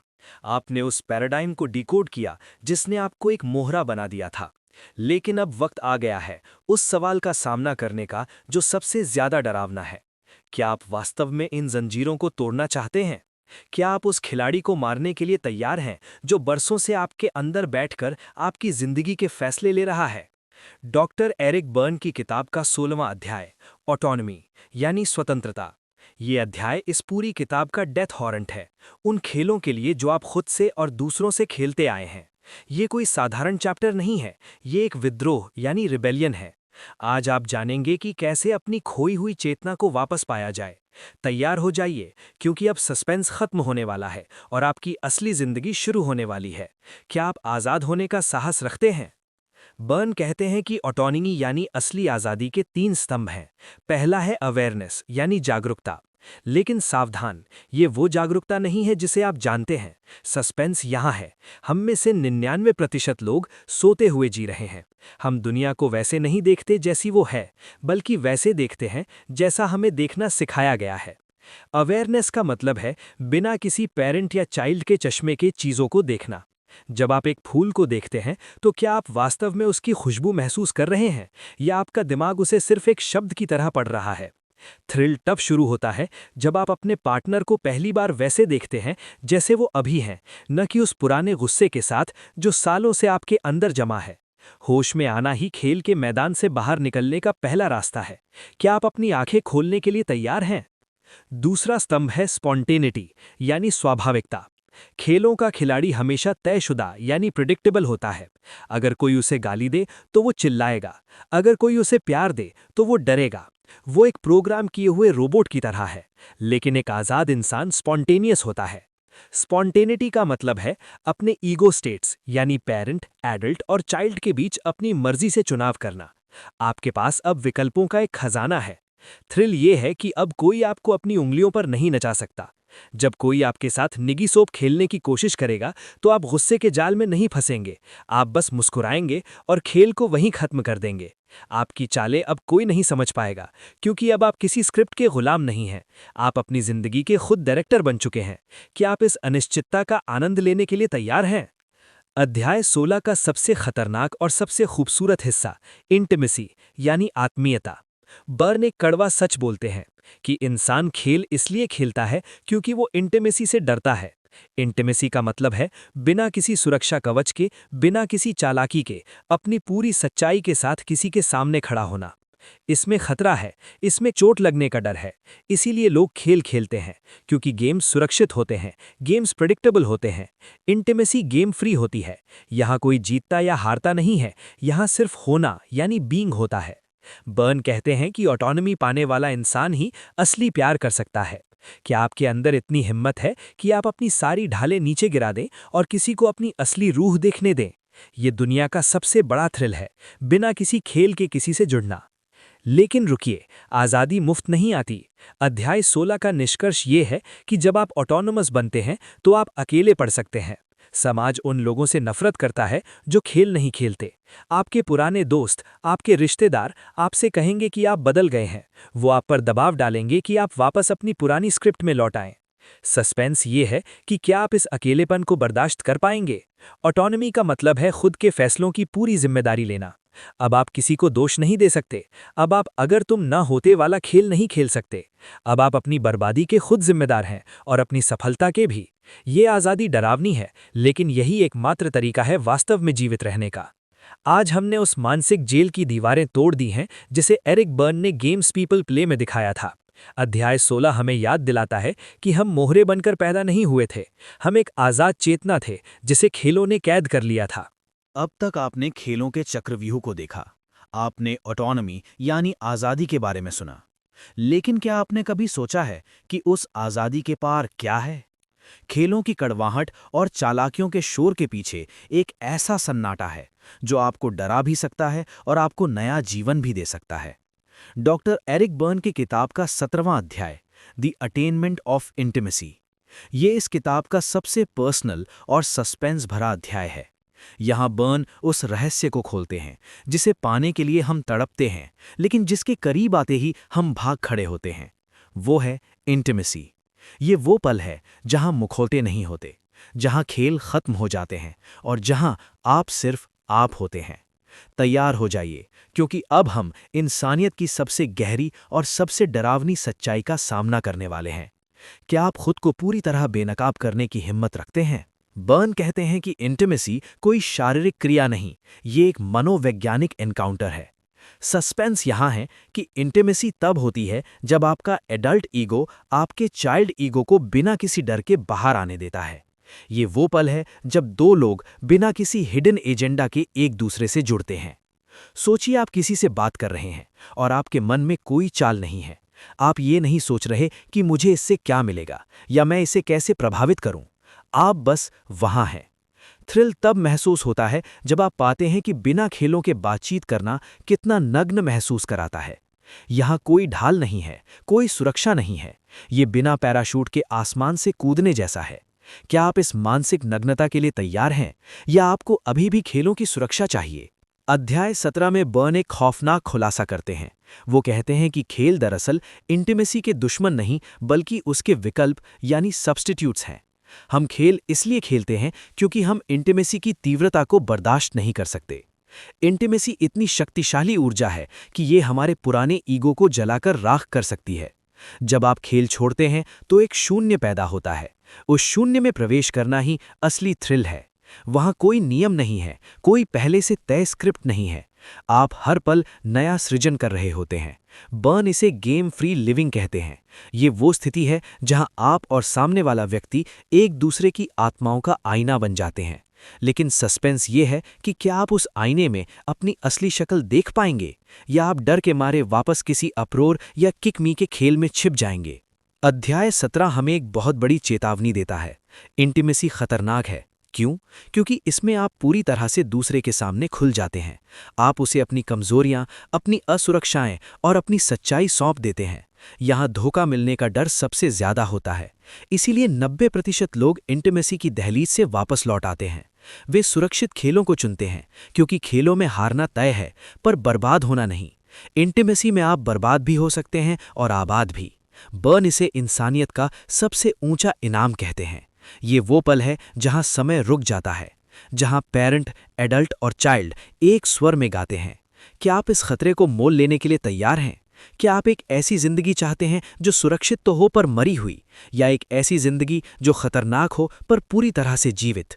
अध्याय 17 का निष्कर्ष ये है कि इंटिमेसी ही वो एकमात्र चीज है जो हमें सच में पूर्ण बनाती है। खेलों से मिलने वाले स्ट्रोक्स नकली होते हैं, वो बस कुछ देर की भूख मिटाते हैं। लेकिन इंटिमेसी से जो पोषण मिलता है वो आत्मा को तृप्त कर देता है। इंटिमेसी मिलने का मतलब ये है कि अब आपको दुनिया को कुछ साबित करने की जरूरत नहीं है। अब आपको बेचारा बनने की या बॉस बनने की जरूरत नहीं है। आप आज़ाद हैं। ये एक ऐसी शांति है जिसे शब्दों में बयान नहीं किया जा सकता, इसे सिर्फ महसूस किया जा सकता है। ये सुपरनैचुरल होने की पहली सीढ़ी है, जब आप पूरी तरह से इंसान बन जाते हैं। आज हमने गेम्स पीपल प्ले के सबसे पवित्र रहस्य को छुआ है। अध्याय 17 हमें बुला रहा है, मुखौटों को उतारने के लिए, चालों को भूलने के लिए और फिर से एक बच्चा बनने के लिए जो बिना किसी डर के प्यार कर सकता है। आज अपने साथी की आंखों में देखिए, बिना किसी शिकायत के, बिना किसी खेल के। क्या आप वहां इंटीमेसी देख पा रहे हैं या सिर्फ एक खेल की बिसात? चुनाव आपका है। बिसात पर मोहरा बने रहना है या एक सच्चा इंसान बनकर इस अद्भुत सफर का हिस्सा बनना है। शीर्षक: बिसात का आखिरी सच, गेम्स पीपल प्ले, अध्याय 18, भाग 1, प्रस्तावना, खेल का अंत। हम उस मुकाम पर पहुंच गए हैं जहां से वापस मुड़ना नामुमकिन है। आपने इंसानी दिमाग के उन अंधेरे कमरों की सैर की जहां नफरत, चालाकी और सेक्सुअल गेम्स खेले जाते थे। आपने उस पैराडाइम को समझा जिसने आपको एक मोहरा बनाया था। लेकिन अब बिसात के सारे मोहरे गिर चुके हैं, खेल खत्म हो चुका है। डॉक्टर एरिक बर्न की किताब का 18वां और अंतिम अध्याय, द आफ्टरवर्ल्ड। ये अध्याय किसी सस्पेंस फिल्म के उस आखिरी सीन जैसा है जहां कातिल का चेहरा सामने आता है। लेकिन यहां कातिल कोई और नहीं, आपकी अपनी पुरानी स्क्रिप्ट है। आज आप जानेंगे कि इस पूरे सफर का असली मकसद क्या था। क्या हम वाकई आज़ाद हो सकते हैं या हम सिर्फ एक नए खेल की तैयारी कर रहे हैं? तैयार हो जाइए, क्योंकि अब आखिरी पर्दा उठने वाला है। क्या आप इस अंतिम सत्य का सामना करने के लिए तैयार हैं? भाग 2, खेल के बाद की दुनिया, the post game reality. Burn इस अंतिम अध्याय में एक खौफनाक सवाल छोड़ते हैं, अगर खेल नहीं तो क्या? सस्पेंस यहां है कि जब आप खेल छोड़ते हैं तो आप अचानक एक ऐसे खालीपन में पहुंच जाते हैं जिससे दुनिया का हर इंसान डरता है। ये वो शून्य है जहां कोई ड्रामा नहीं है, कोई मसाला नहीं है, कोई शिकायत नहीं है। थ्रिल तब महसूस होता है जब आप पाते हैं कि खेल के बिना आपकी पहचान कुछ भी नहीं है। आप बेचारे नहीं रहे, आप सताने वाले नहीं रहे, आप बचाने वाले भी नहीं रहे। तो फिर आप कौन हैं? बर्न कहते हैं कि खेल खत्म होने के बाद जो बचता है वही आपकी असली रूह है। ये वो पल है जब आप किसी दूसरे के स्ट्रोक्स के भूखे नहीं रहते। ये एक ऐसी आज़ादी है जो शुरू में बहुत डरावनी लगती है, लेकिन यही एकमात्र रास्ता है सुपरनैचुरल बनने का। क्या आप अपनी उस खाली पहचान का सामना कर सकते हैं? भाग 3, क्या खेल कभी खत्म होते हैं? The eternal cycle. अध्याय 18 में एक बहुत बड़ा ट्विस्ट आता है। बर्न यहाँ एक कड़वी हकीकत बयां करते हैं। वो कहते हैं कि पूरी तरह से गेम फ्री होना लगभग असंभव है। इंसान का स्वभाव ही ऐसा है कि वो नए खेल ढूंढ ही लेता है। तो फिर इस पूरी किताब को पढ़ने का फायदा क्या था? सस्पेंस यहाँ खुलता है कि असली जीत खेल को खत्म करने में नहीं, बल्कि खेल के प्रति जागरूक होने में है। एक आज़ाद इंसान वो नहीं है जो कभी खेल नहीं खेलता, बल्कि वो है जो जानता है कि वो खेल रहा है और वो जब चाहे खेल से बाहर निकल सकता है। वो अब मोहरा नहीं, वो खिलाड़ी है जिसकी डोर किसी और के हाथ में नहीं बल्कि खुद के हाथ में है। ये जागरूकता ही वो हथियार है जो आपको समाज की भेड़िया चाल से अलग करती है। क्या आप अपनी डोर वापस अपने हाथ में लेने के लिए तैयार हैं? भाग 4, भविष्य की पटकथा, the new life script. Burn का ये आखिरी संदेश एक नई शुरुआत है। वो कहते हैं कि अब समय आ गया है अपनी लाइफ स्क्रिप्ट को फिर से लिखने का। वो पटकथा जो आपके माता पिता ने, आपके समाज ने या आपके बचपन के डर ने लिखी थी, उसे आज जला दीजिए। थ्रिब ये है कि अब आपके पास पेन है। आप तय करेंगे कि आपका कल कैसा होगा। आप इंटीमेसी चुन सकते हैं, आप ऑटोनॉमी चुन सकते हैं, आप सच चुन सकते हैं। ये वो पल है जहां सस्पेंस खत्म होता है और एक महागाथा शुरू होती है। आप अब एक ऐसे इंसान बन चुके हैं जो दूसरों के दिमाग को पढ़ सकता है, उनकी चालों को देख सकता है और उनके जाल में फंसने से इनकार कर सकता है। आप अब इस दुनिया के शतरंज के मास्टर बन चुके हैं। क्या आप अपनी पहली आज़ाद चाल चलने के लिए तैयार हैं? भाग 5, निष्कर्ष, पर्दा गिरता है। डॉक्टर एरिक बर्न की गेम्स पीपल प्ले सिर्फ एक किताब नहीं, ये एक मानसिक क्रांति है। इसने हमें सिखाया कि हम सब एक मुखौटा पहनकर जी रहे थे, लेकिन आज इस 18वें अध्याय के साथ वो मुखौटा गिर चुका है। अब आप जो आईने में देख रहे हैं वो कोई खिलाड़ी नहीं, वो एक स्वतंत्र चेतना है। याद रखिए, जिंदगी कोई खेल नहीं जिसे दूसरों को हराकर जीता जाए। जिंदगी एक अनुभव है जिसे अपनी पूरी सच्चाई के साथ जिया जाए। खेल खत्म हो चुका है दोस्तों, अब असलियत शुरू होती है। मॉरल लर्निंग, इस पूरी किताब की सबसे बड़ी सीख, द अल्टीमेट लेसन। इस पूरी किताब गेम्स पीपल प्ले का निचोड़ और नैतिक शिक्षा ये है। होश में जीना, अवेयरनेस इज पावर। हम में से ज्यादातर लोग अनजाने में पुराने पैटर्न दोहराते हैं। अपनी बातचीत और व्यवहार के प्रति जागरूक होना ही मानसिक गुलामी से बचने का एकमात्र तरीका है। जिम्मेदारी लेना, नो मोर ब्लेम गेम्स। खेल हमें दूसरों को दोष देने का बहाना देते हैं। असली परिपक्वता तब आती है जब हम अपनी भावनाओं और अपने फैसलों की पूरी जिम्मेदारी खुद लेते हैं। असली जुड़ाव का साहस, करेज फॉर इंटिमेसी। चालाकी और खेल सुरक्षा देते हैं, लेकिन वे हमें अकेला और खोखला कर देते हैं। सच्ची खुशी केवल इंटिमेसी यानी बिना किसी नकाब के दूसरों से जुड़ने में ही मिलती है। अपनी पटकथा खुद लिखें, रीराइट योर स्क्रिप्ट। आपका बचपन आपका भविष्य तय नहीं करना चाहिए। आप किसी भी पल अपनी पुरानी लाइफ स्क्रिप्ट को बदलकर एक नया और बेहतर इंसान बनने का फैसला कर सकते हैं।